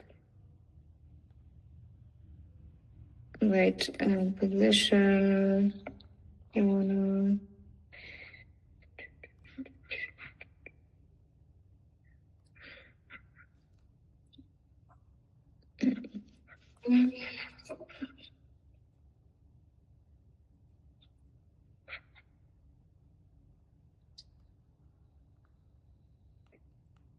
We do it like that.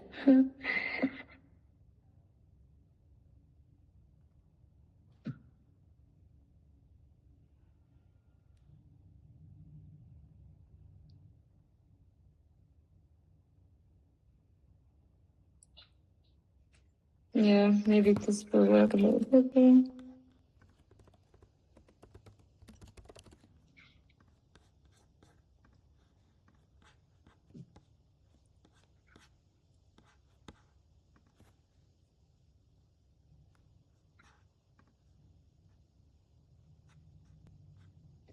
All right.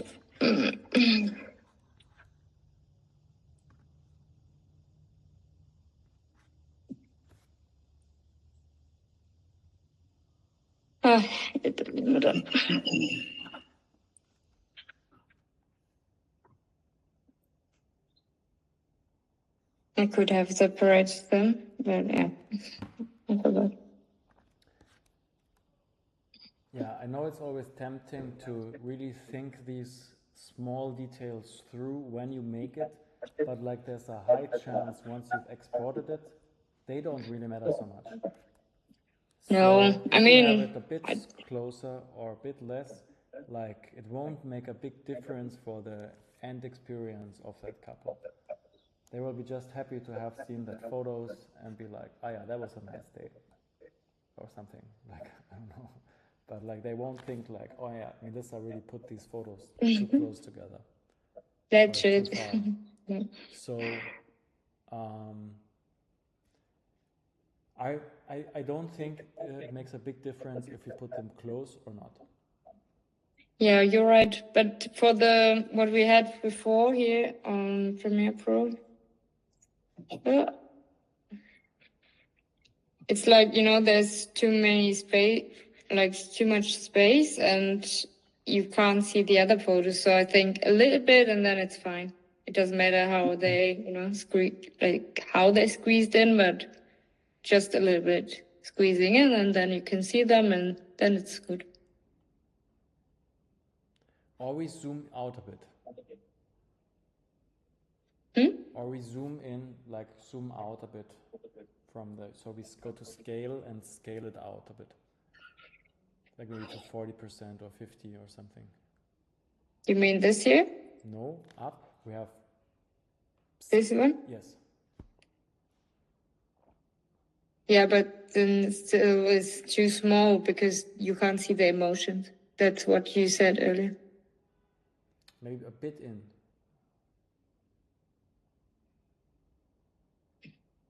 Then you can't see the couple here. I have an idea. I mean, I don't know what it is. Let's see how it, wait. Yeah, let's do it. Sorry. But also something that could be super fun to make is like a zoom in animation. We've done that last time, right? With the keyframes. Can you recall how? No, I mean, I have to do it 3 times or something to remember properly, I think. But at the moment, I don't have the time to, no stress. go in. But then It's like annoying. It's very, very simple. Like it's a couple of clicks, and we can also test the animation you've done and then see what we like more. Yeah, wait. Let me just.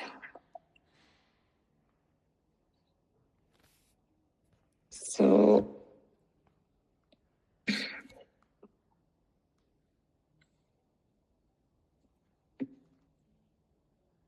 yeah, I hope it goes up.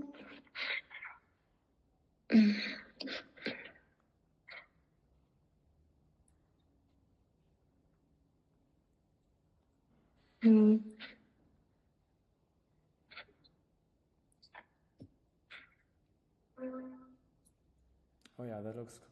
Yeah. Right.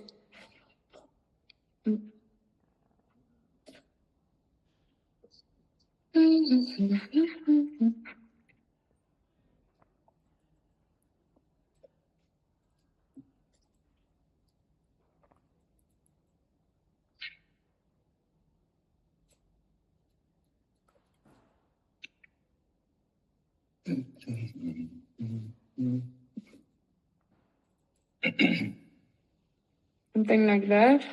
Right.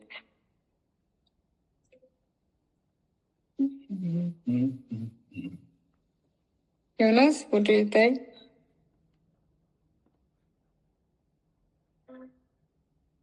I like the idea of the zoom in animation.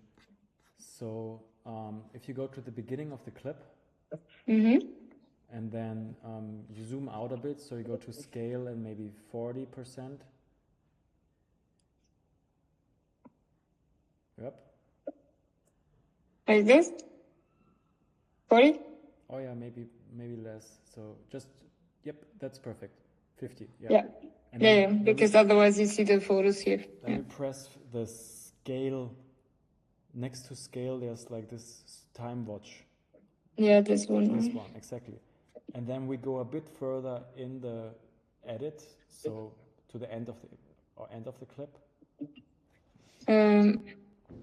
How do I do I just press it here? You can press play and then just press play by pressing the yep. And further. Stop. And then we go maybe to 60% or 65. Super cool. Yeah, now let's rewatch it.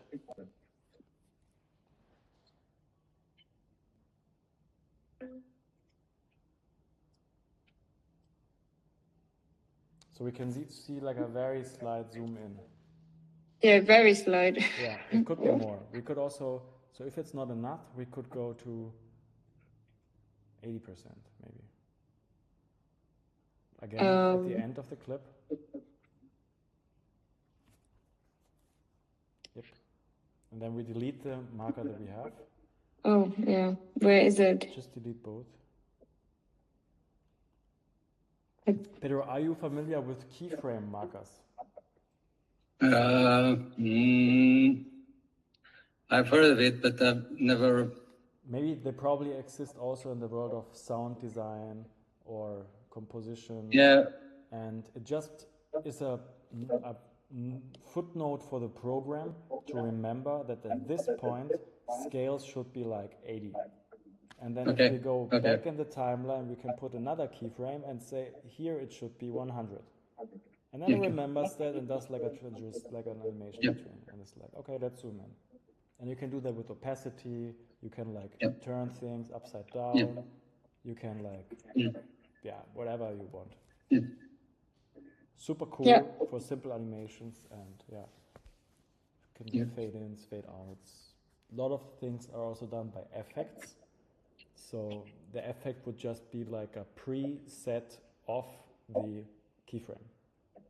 For example, a fade-in animation is just like go from opacity down to opacity 100. Right? Yeah.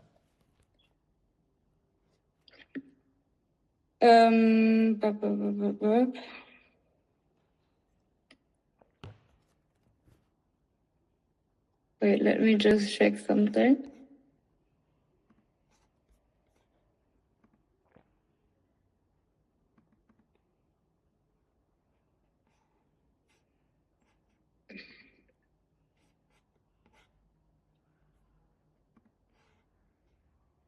Oh, no. That's a bit. But the thing is, it's too short to end here, and it's how do I solve this? Because there's empty, right? Like the empty. Is it okay or? You know what I mean? So how I would solve that is I would right-click on the black and white vintage footage file. What? What do you? Just like right-click on the clip, on the animation clip that we're making. Yeah. And then we go to right-click. I don't see that. Okay, and then speed. I know I see it. Geschwindigkeit and Dauer, speed and duration. And then you click 80%.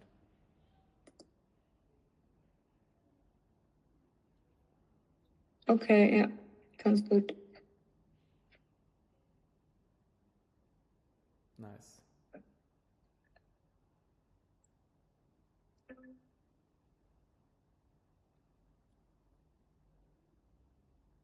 Good.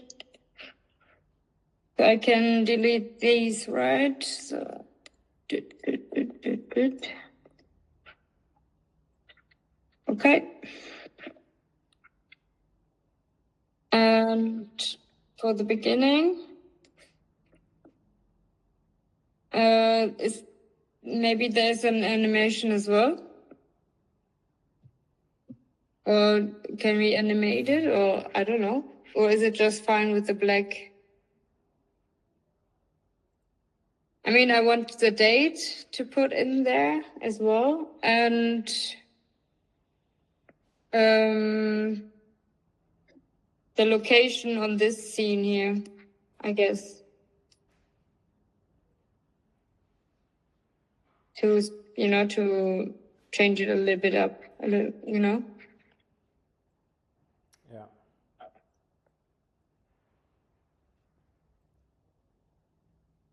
And the other scene is at the end, right? Oops.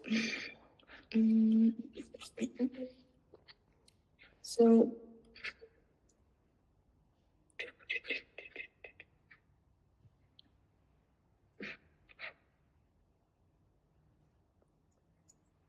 But then we have to delete the fade out, right? Like the black. I need to see it played.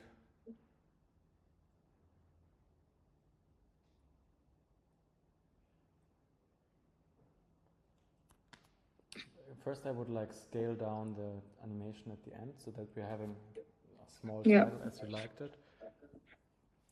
Important is just to have always the same or matching fonts.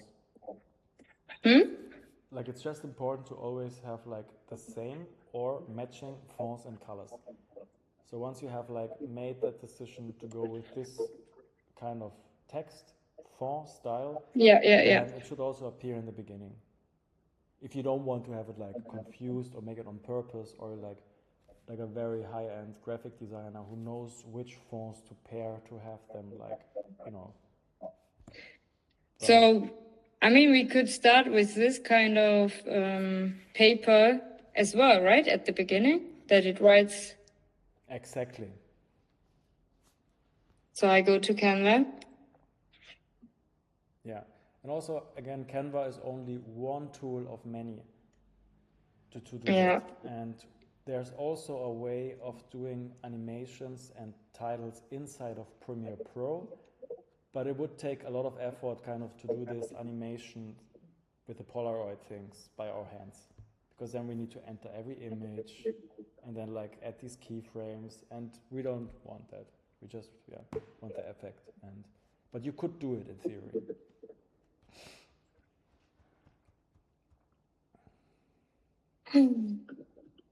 I really like that background. So,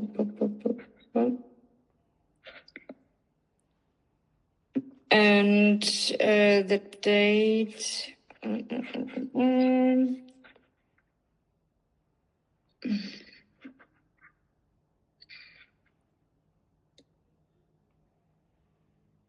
Wait, let me check, because otherwise It's stupid.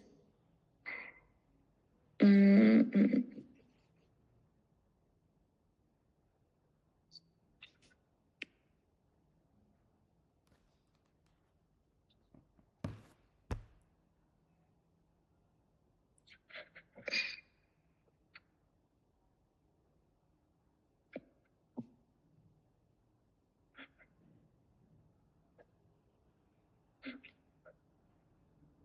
Something else? I don't know. Wow. I mean, I watched a few on YouTube. Maybe I can find them.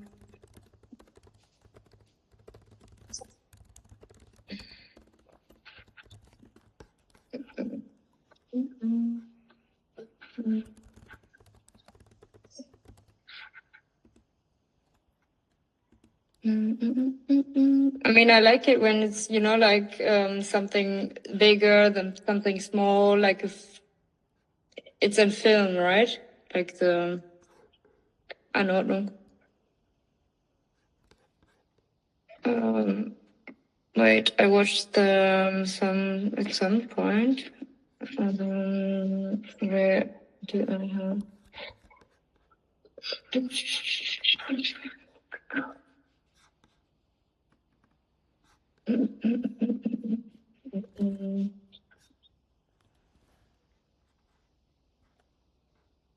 Here.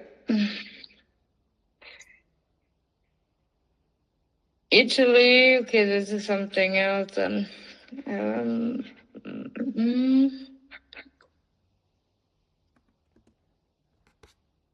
Don't ask me why there's football in there. Oh my god. Yeah, maybe the location as well. But I don't know. This has to be bigger, I guess.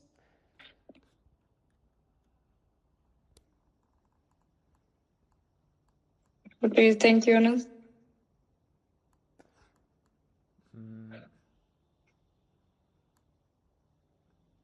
Honest. I really think when you go for that simple approach with just the name, then I would like write out the June and, Oh yeah. so not 6/6, but like have like, okay, June 6. But now June, or is it June? Yeah, 6 June or, yeah. And we could try to have something that is like... Oder Juni, because in German. Juni, yeah. 6. Juni. Yeah. I think it's just a bit more. You could even add like an M-Joy. What? Like a, like a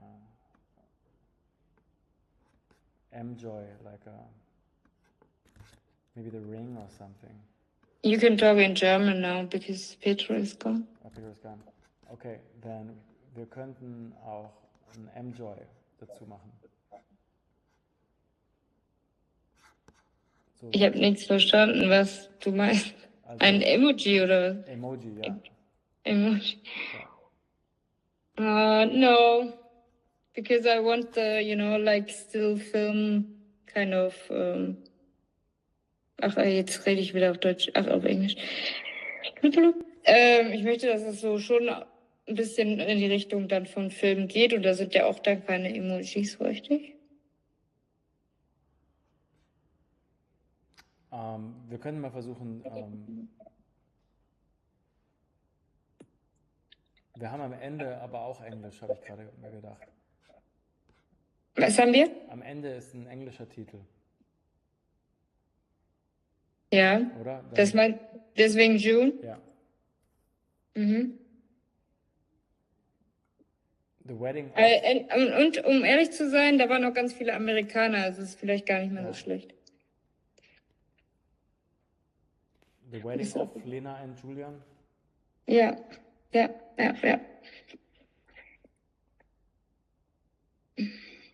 Vielleicht darüber sogar. Ja, ja, ich wollte nur Also den kopieren. Text genauso kopierst. Ja, das ist cool. Warte, ich nehme eine andere Schrift gleich für die anderen zwei Sachen. Warte. Die,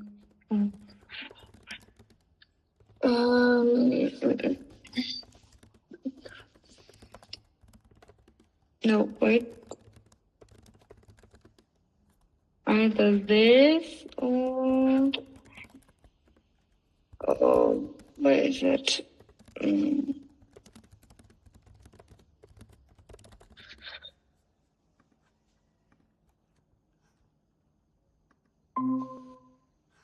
Oh, petrol. Yeah. I closed my Google account. And then, whoops. Oh, I was on Google. Good that This you're is back. great. And we were just talking about what to put on the title, if we should introduce that it's a wedding or not. What do you think, Pedro? Yeah, but it's good. I think it's proper. Proper, right? Yeah. Yeah. Yeah, let's do it. Yeah, it's in the middle, right? Looks good. Yeah.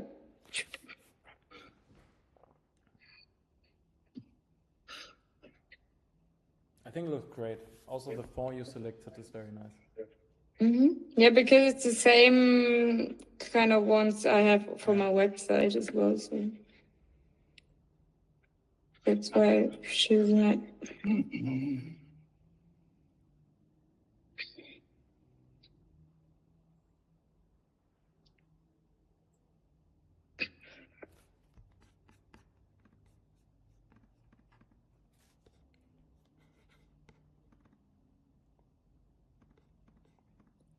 What is about the color grading? Is it like, like to make it a little bit more, or is it something you put on it, kind of? I don't know. So, we have color grading, which is like to add like Or a LUTs, yeah. matrix style grading, and we have color correction, which is like if there's like something wrong in the like maybe the colors, the skin tones are like super purple, and then you want to correct them to be like natural, or the sky looks green, and then you maybe want to make it blue. That would be color correction.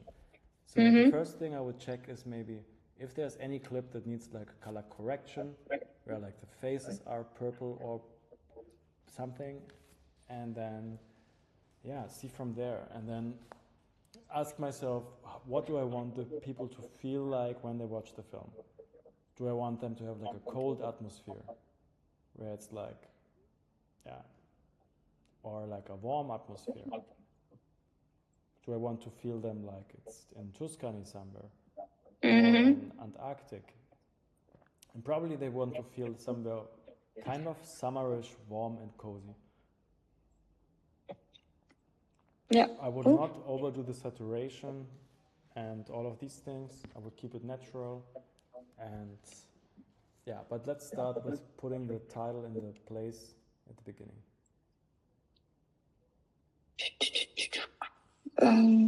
We delete this.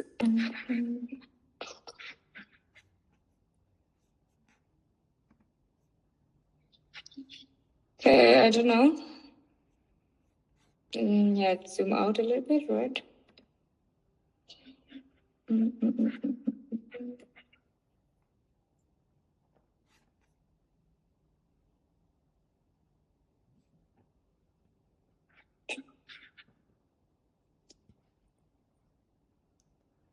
even here we could do the slide zoom in animation that we made before. Yeah. So I practice this now. I have to zoom out, right? Right, like this. Put here. Put to the end. Yeah, we made the keyframe. Like this, or I don't know. Maybe just like, 10 or 20%. That's almost, Yeah. that's a lot. Yeah.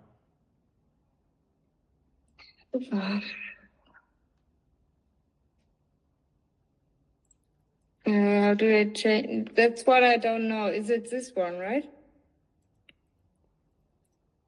No. No. This one shows you kind of how, it's a visualization of the animation. It's the same keyframe, just a different way of visualizing it.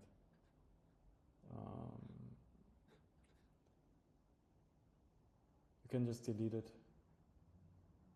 Like, right, I go back, right? Yeah.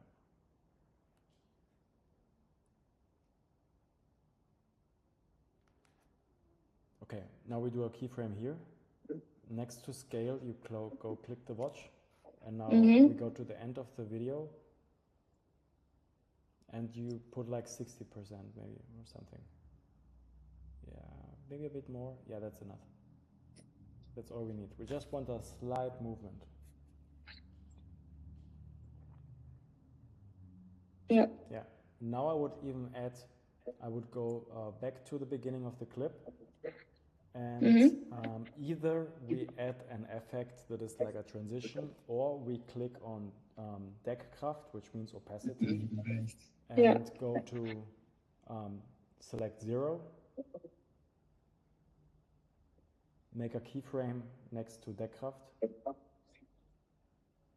Yep. And then we go to the, maybe, yep, here, and go to 100. Yeah. Oops. Oh. Perfect. And then we delete the clip below, I think. Or no. No, yeah, that's what I mean. Like, where shall I shorten it and then put it right there? Like, wait, let me check.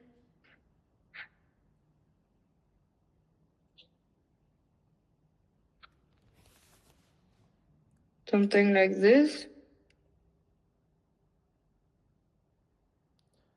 No, we want it to be readable.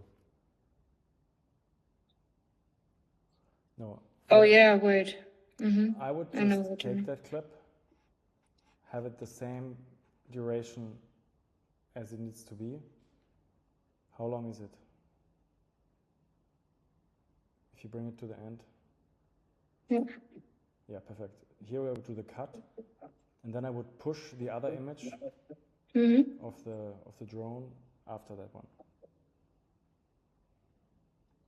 And then what is with this one? And then I would see what images I could get rid of if you press play now.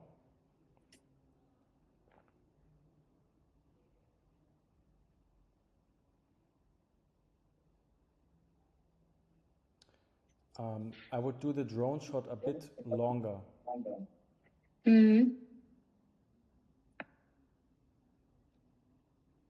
Yeah.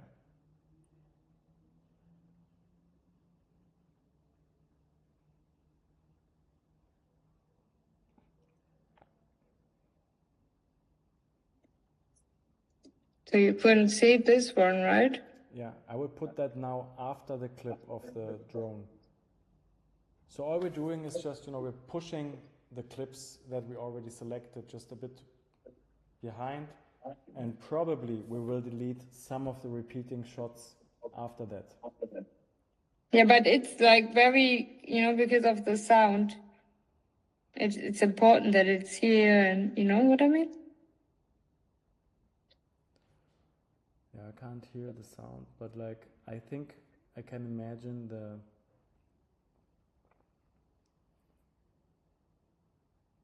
Maybe a little, wait.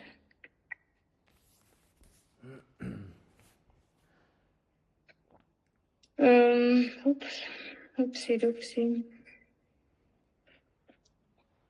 Let me think.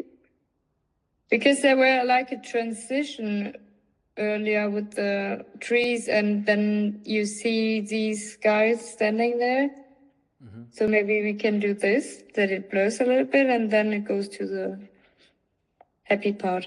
Yeah.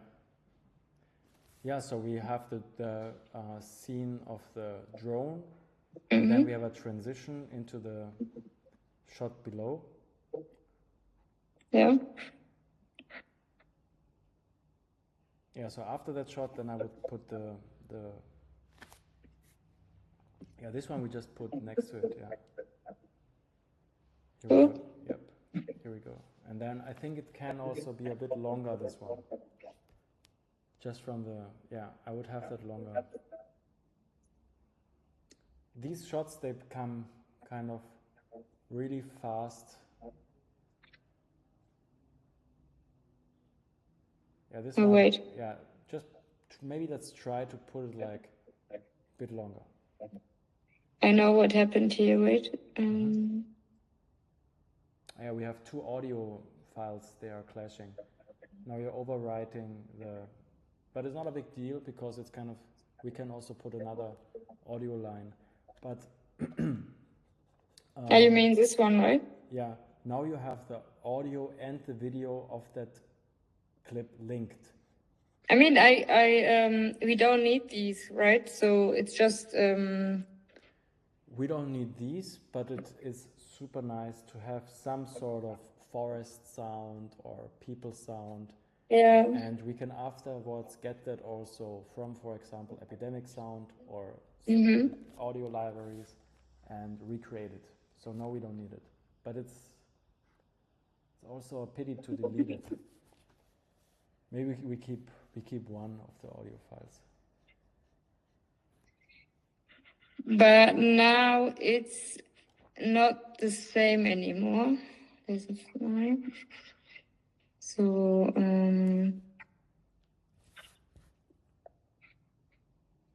because here, from here the sound gets happier, and this is not happy, so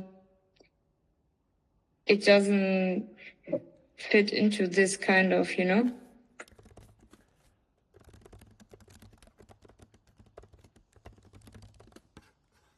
You need more solemn music there, right? Yeah, I mean, like earlier, just do this a little bit shorter. So we have to shorten it a little bit, maybe, and then do the blur in or whatever, the black one, a little bit shorter or something. Instead of changing music or using various... I mean, changing the music means we have to, Probably you could use edit one everything that covers all the act. For someone who is watching is probably better than changing the music all the time, or I don't know. No, we have the same music all the time. Yeah. Yeah, it's one clip. It's just, I think what Melissa means, we have like a slow introduction without like a lot Here the music is very slow, or more slowly, and then it starts to get more happier. So. And then we have like a beat and like an upbeat. Yeah, and then the people. That's why the people. You can't see them, but here the people come in, and then it's happy. So this scene here is very slow, kind of, because it's just standing there. So that's why I put it in front of it. Can we not shorten these kind of scenes to press it into here, this kind of box? Or we just prolong the sound before. So we don't... this one? Yeah, so that we don't have sound. The music starts in at the film, but not at the title. So all we do is kind of is it not possible to just put these aside and then, you know what I mean? No. Okay, why would you like to put them aside? No, I mean to push them. Yeah, push them to the right side. thread them into this box, and then everything fits well with the music, and it doesn't, you know, overlay something. What I would do now is I would copy the whole timeline. So we go find the timeline in our footage. You just enter Schnitt into the search bar, and we make a copy of the whole clip. So where? Sorry. So you go to, you know, on the left there's like the search bar. So we go to sequences. No. Like we created like a couple folders, which was like footage, sequence. Yes, and there we go to sequences.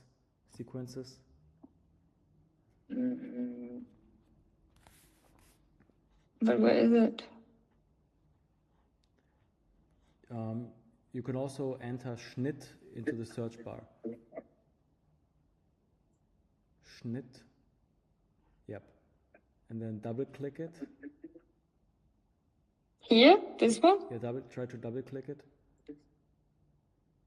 Or yeah, I did. Okay. And double click the other one. Yeah, we can delete this one.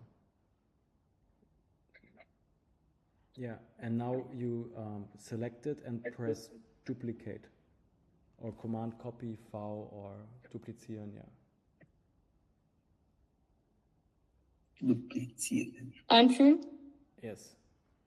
And we call it like backup and first July. Schnitt backup, 1st July. Ja.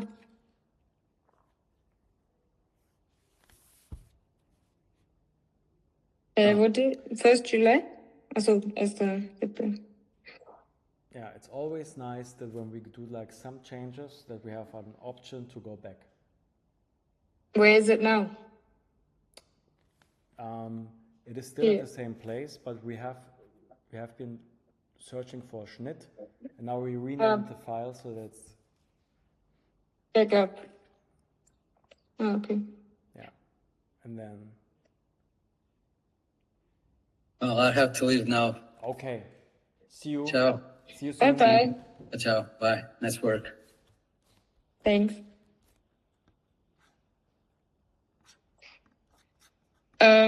Arbeite ich jetzt hier drin in dem Backup oder in dem anderen?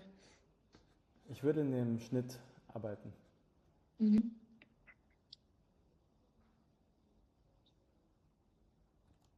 Okay.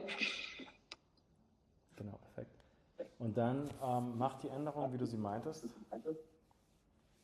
Ja, ich weiß ja nicht, wie das geht, dass man das einfach nach rechts schieben kann.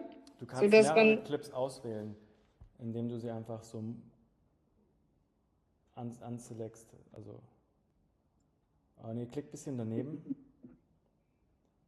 und dann ein bisschen weiter links. Noch weiter links. In dieses graue Feld. Und dann weiter links. In das graue Feld?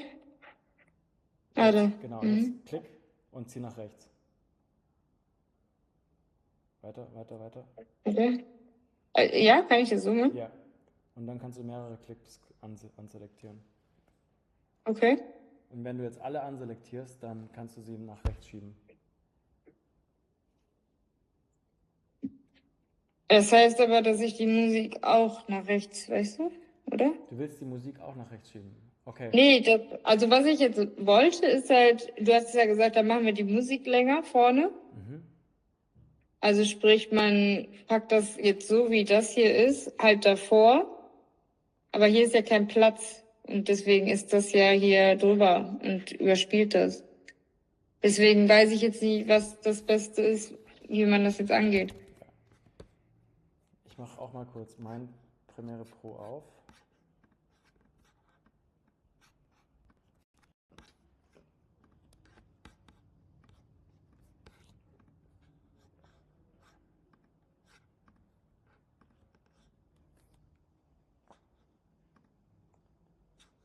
Siehst du meinen Bildschirm? Ja. Okay. Hier ist so ein Button. Spurauswahl nach rechts. Okay. Und wenn du den klickst, dann kannst du die gesamte Timeline rüberschieben. Und auch wenn hier jetzt viele Clips drin sind und ich klicke auf Spurauswahl, dann kann ich die alle rüberschieben. Ah, okay, cool. Ja. Ist ziemlich Das praktisch. ist ein echt gutes Tool, weil Ja. manchmal möchte man nur ein bisschen alles nach. Ja, okay. Genau. Jetzt gut. Und dann wieder auf V, ne? Genau. Ja, Tüt, tüt, perfekt. tüt. Und was meintest du, um alles auszuwählen? Ah, okay. Genau, kannst du das so machen. Ja, okay, jetzt habe ich es. Ja, und was wir dann eben machen könnten, ist, dass wir am Anfang keine Musik haben und den Titel Ja. und dann den Clip eigentlich behalten, wie wir ihn hatten. Mhm. Im Großen und Ganzen. Warte.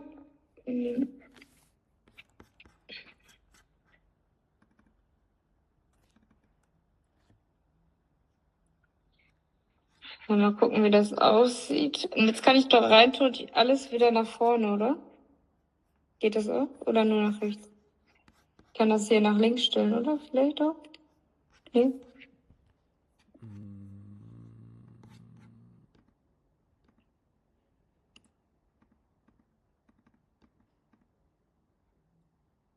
Ja, guck mal, so einfach.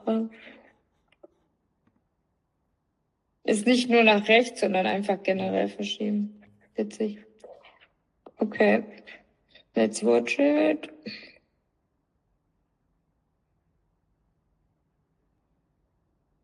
Super cool. Das funktioniert.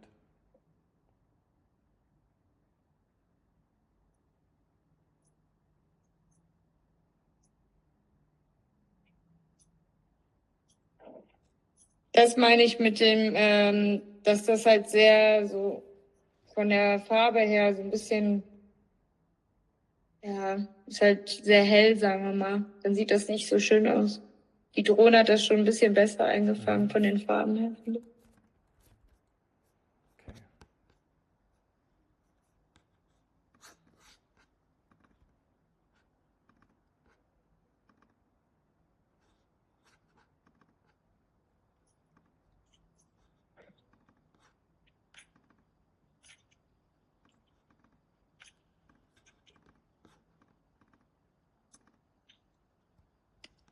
Okay. Super.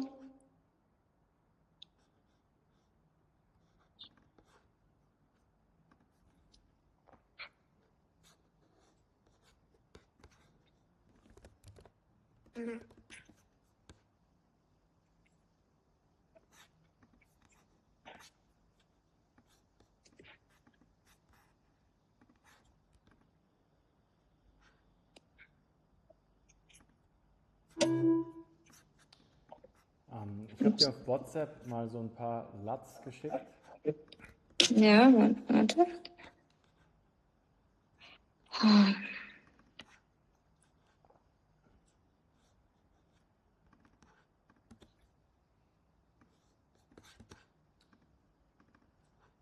Okay, WhatsApp.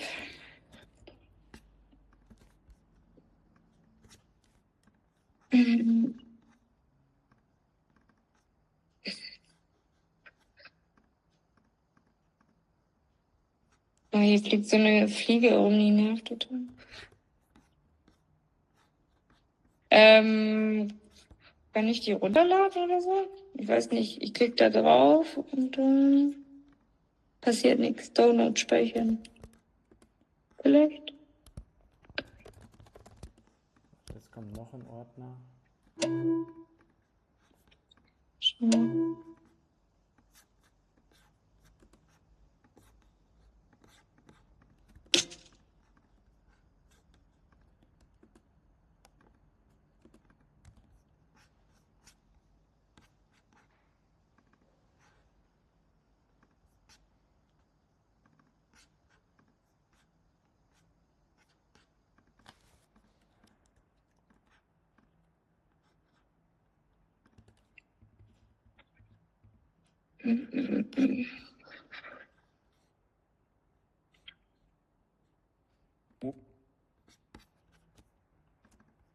Warte.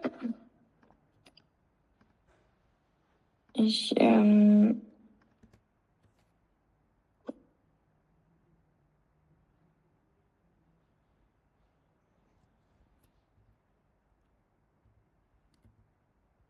Der lädt das runter.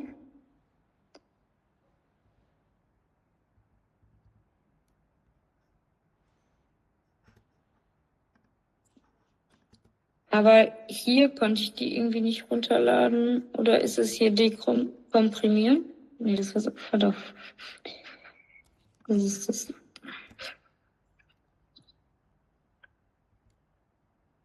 Die ziehe ich auch einfach da rein oder wie mache ich das? Mache ich einen extra Ordner mit Latz oder? Warte mal. Oder wie liegt man die überhaupt da drüber? Das weiß ich gar nicht.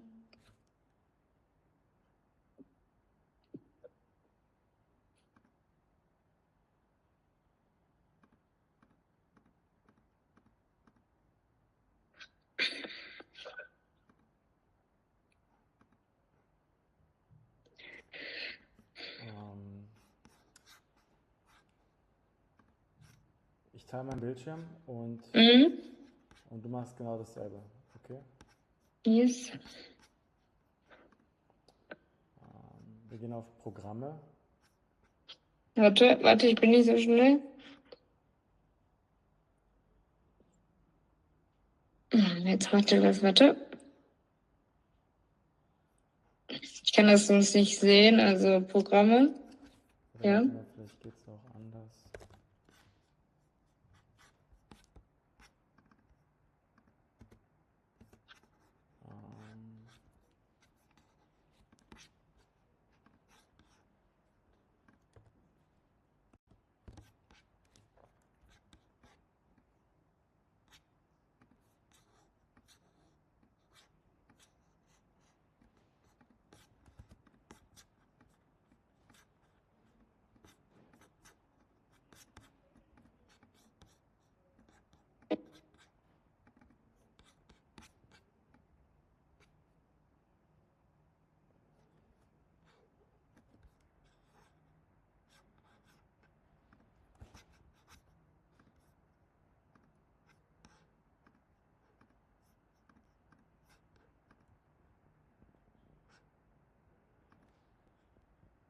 Genau. Also wir gehen auf Fenster, Arbeitsbereich, Farbe. Also in Premiere Pro, ja? Ja. Warte. Also Fenster. Ich kann dann aber nichts auswählen. Muss ich irgendwas auswählen? Muss ich hier irgendwie alles auswählen oder so? Warte mal, ich schaue mal. Fenster oben, Fenster. Jetzt geht's komischerweise, weil gerade war alles grau hinterlegt und irgendwie anders. Farbe. Genau. Perfekt. Und dann klickst du auf den ersten Clip. Also auf den ersten Videoclip. Da. Und gehst auf Kreativ. Look. Durchsuchen. Und dann auf Downloads. Ja, perfekt. Warte. Und vielleicht nimmst du am besten die Cinelatz, den anderen Ordner. Warte, Latz. Genau, und dann ist da den Cinelatz. Welcher von denen? Also, der ist richtig. Und dann klickst du mal einen an. Warm, ja. Und dann schauen wir mal, wie das ausschaut. Soll ich einfach auf Play? Ja.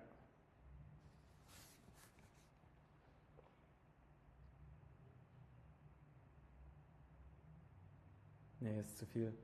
LUTs funktionieren für die Clips nicht, weil du wahrscheinlich mit der Kamera einfach so gedreht hast und nicht mit diesem, es gibt diesen S-Log auf der Kamera.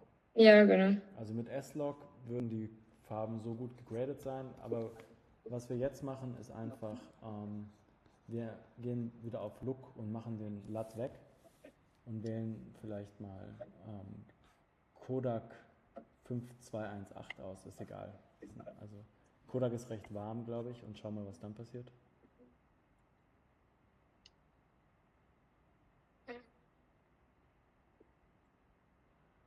Wie Ja, gefällt warte, dir ich das? mach das auch noch, ne? Bisschen Ist ja viel, ne? dumm. Ja, Intensität bisschen raus. So? Bisschen Oder mehr noch? vielleicht, bisschen mehr. Das ist schon bei 12 jetzt. Ja.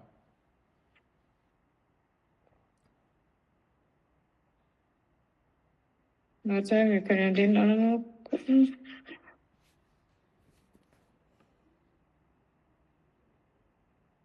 Ja, das ist halt hell, ne?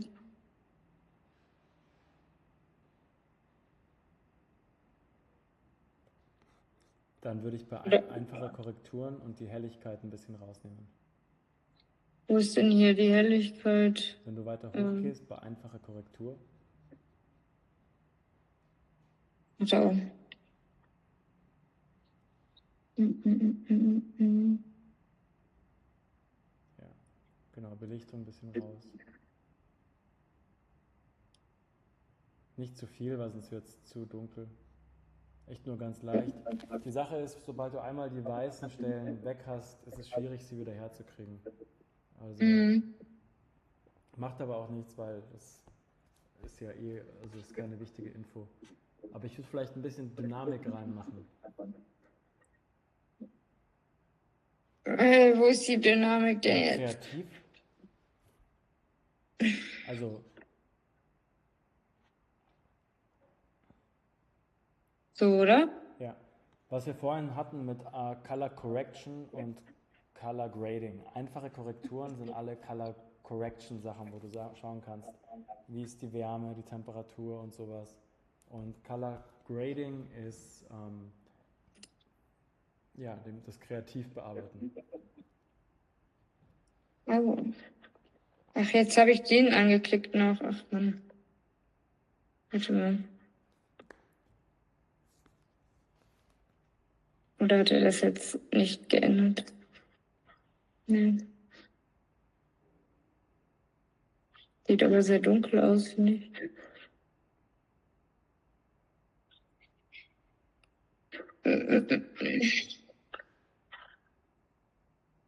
Den würde ich ein bisschen heller machen, den Clip. Ja, ja, genau.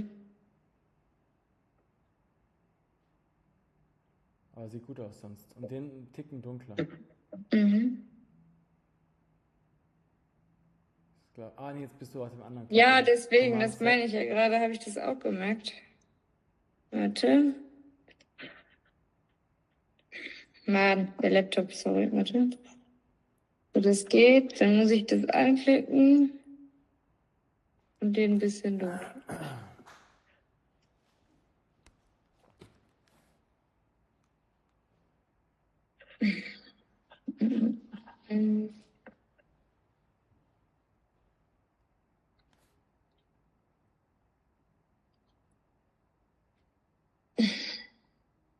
Achso, der war doch gar nicht, ne? Mit Foda überzogen.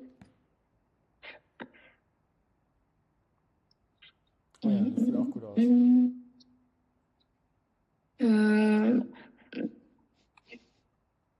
Ach, warte, die Intensität, ne? Muss ich noch raus? Bisschen. Oh Mann.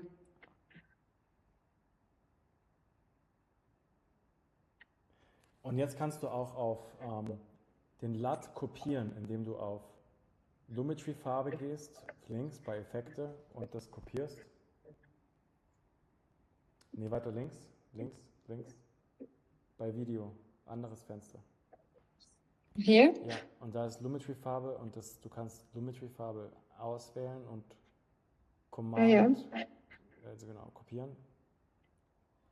Nee, kopieren? Wie kopieren? Command und C. Ach so, einfach so? Ja. Okay. Und dann wählst du alle anderen Clips aus. Wie mache ich das nochmal auch? Indem du, hast du vorhin gemacht, einfach darüber ein bisschen klicken und die Clips auswählen. Also alle nach dem, nee, warte, schauen wir bei mir auf dem Monitor. Mhm. Also ich sehe nichts, was du machst, weil du da meinen noch teilst. Okay. Weil ich noch meinen teile. Hier, so. So das aussieht. Ja, ja, aber ich muss doch, achso, ich kann das auch, okay. Alles klar, warte. Ich wusste nicht, dass man Genau. das einfach Aber so jetzt macht. alle Clips, die du noch nicht farbbearbeitet hattest. Und auch nicht die Titel Ah ja, auswählen. stimmt. Ja.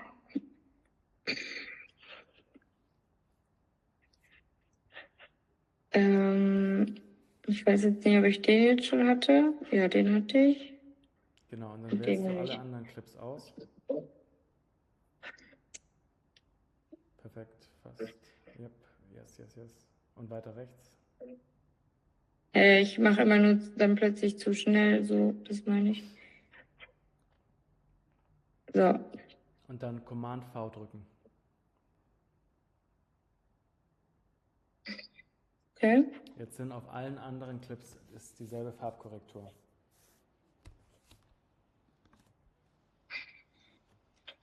Let's see.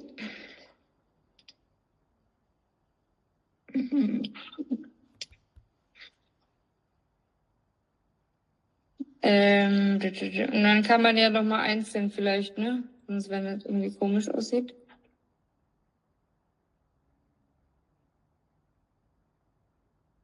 Der war ein bisschen Zum hell. Beispiel.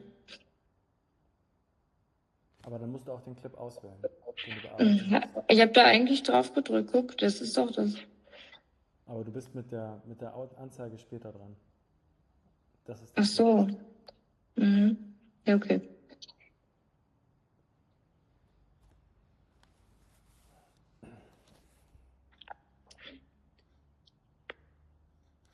Mhm.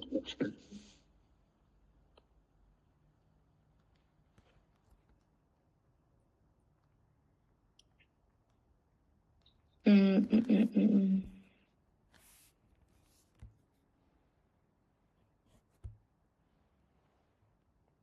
Irgendwie so. Ja, und den auch ein bisschen dunkler. Passt. Ja, warte.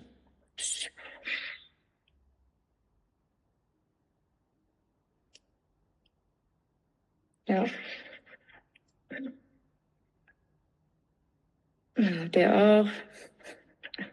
Eventuell hätte ich jetzt wieder kopieren können, ne? Und das über die dann wenigstens oder so, ne? Mhm. Ähm,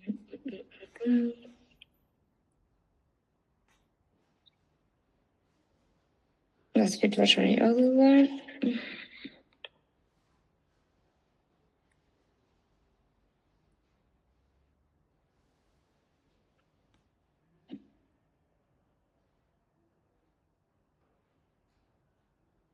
Super. Sieht gut aus.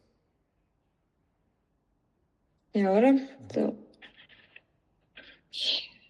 Guck mir das mal an.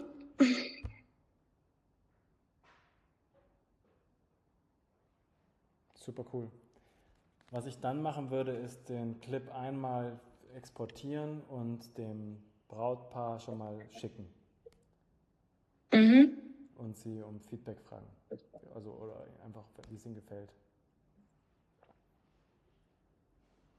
Und dann nochmal eine finale Version machen, die dann.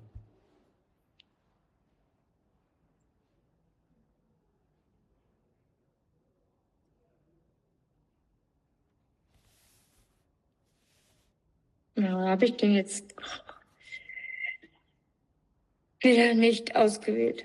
So. Mhm. Mhm. Ich bin ein bisschen mehr. Ja.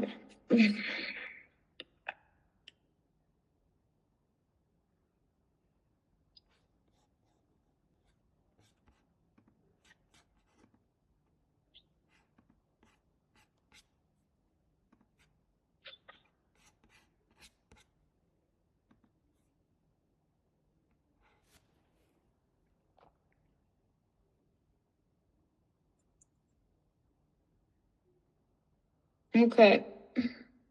Also es ist auf jeden Fall schon mal so, dass man es abgeben kann. Also ich meine, ich stelle mir natürlich auch nochmal was anderes vor, oder das hatten wir ja auch besprochen, ne? Wenn man jetzt wirklich nur einen Film macht, dann hat man ja auch ganz andere Moves mit der Kamera gemacht und auch Close-ups und so weiter. Das ist dann natürlich nochmal was ganz anderes dann, ne? Aber das war jetzt dafür, dass man einfach nur ein paar Videos gemacht hat, so einfach zusammengeschnitten.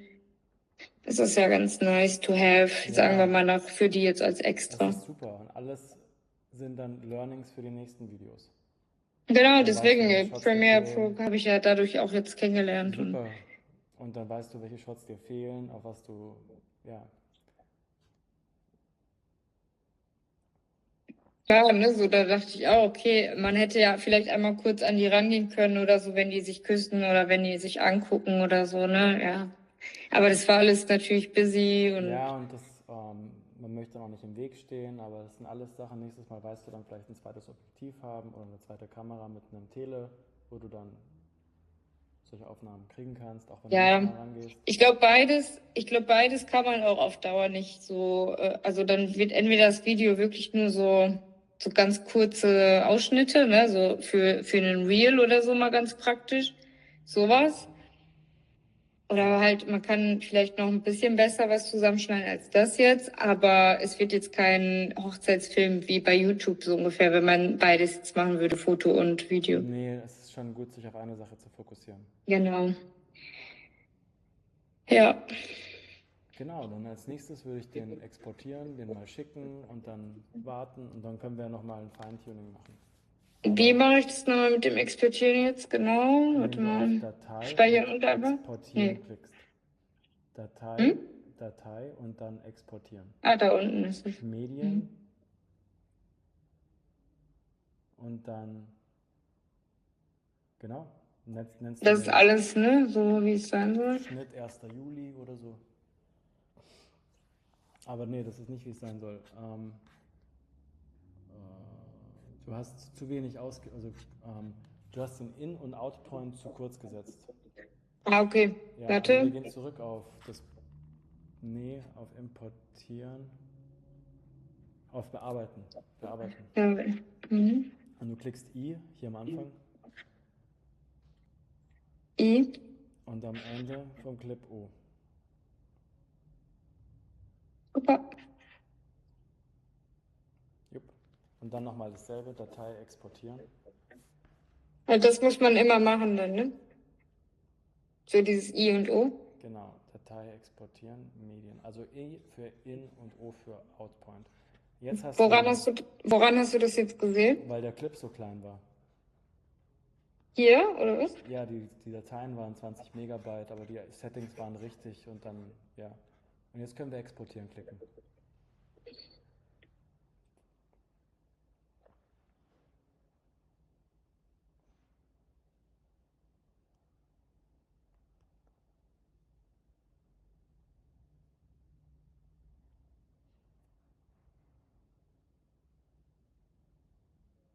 Du hattest noch irgendwas gesagt, dass du ein paar Ideen hast oder so? War das jetzt auf den Film bezogen oder nochmal generell auf irgendwas? Nee, auf Kundengewinnung. Mhm.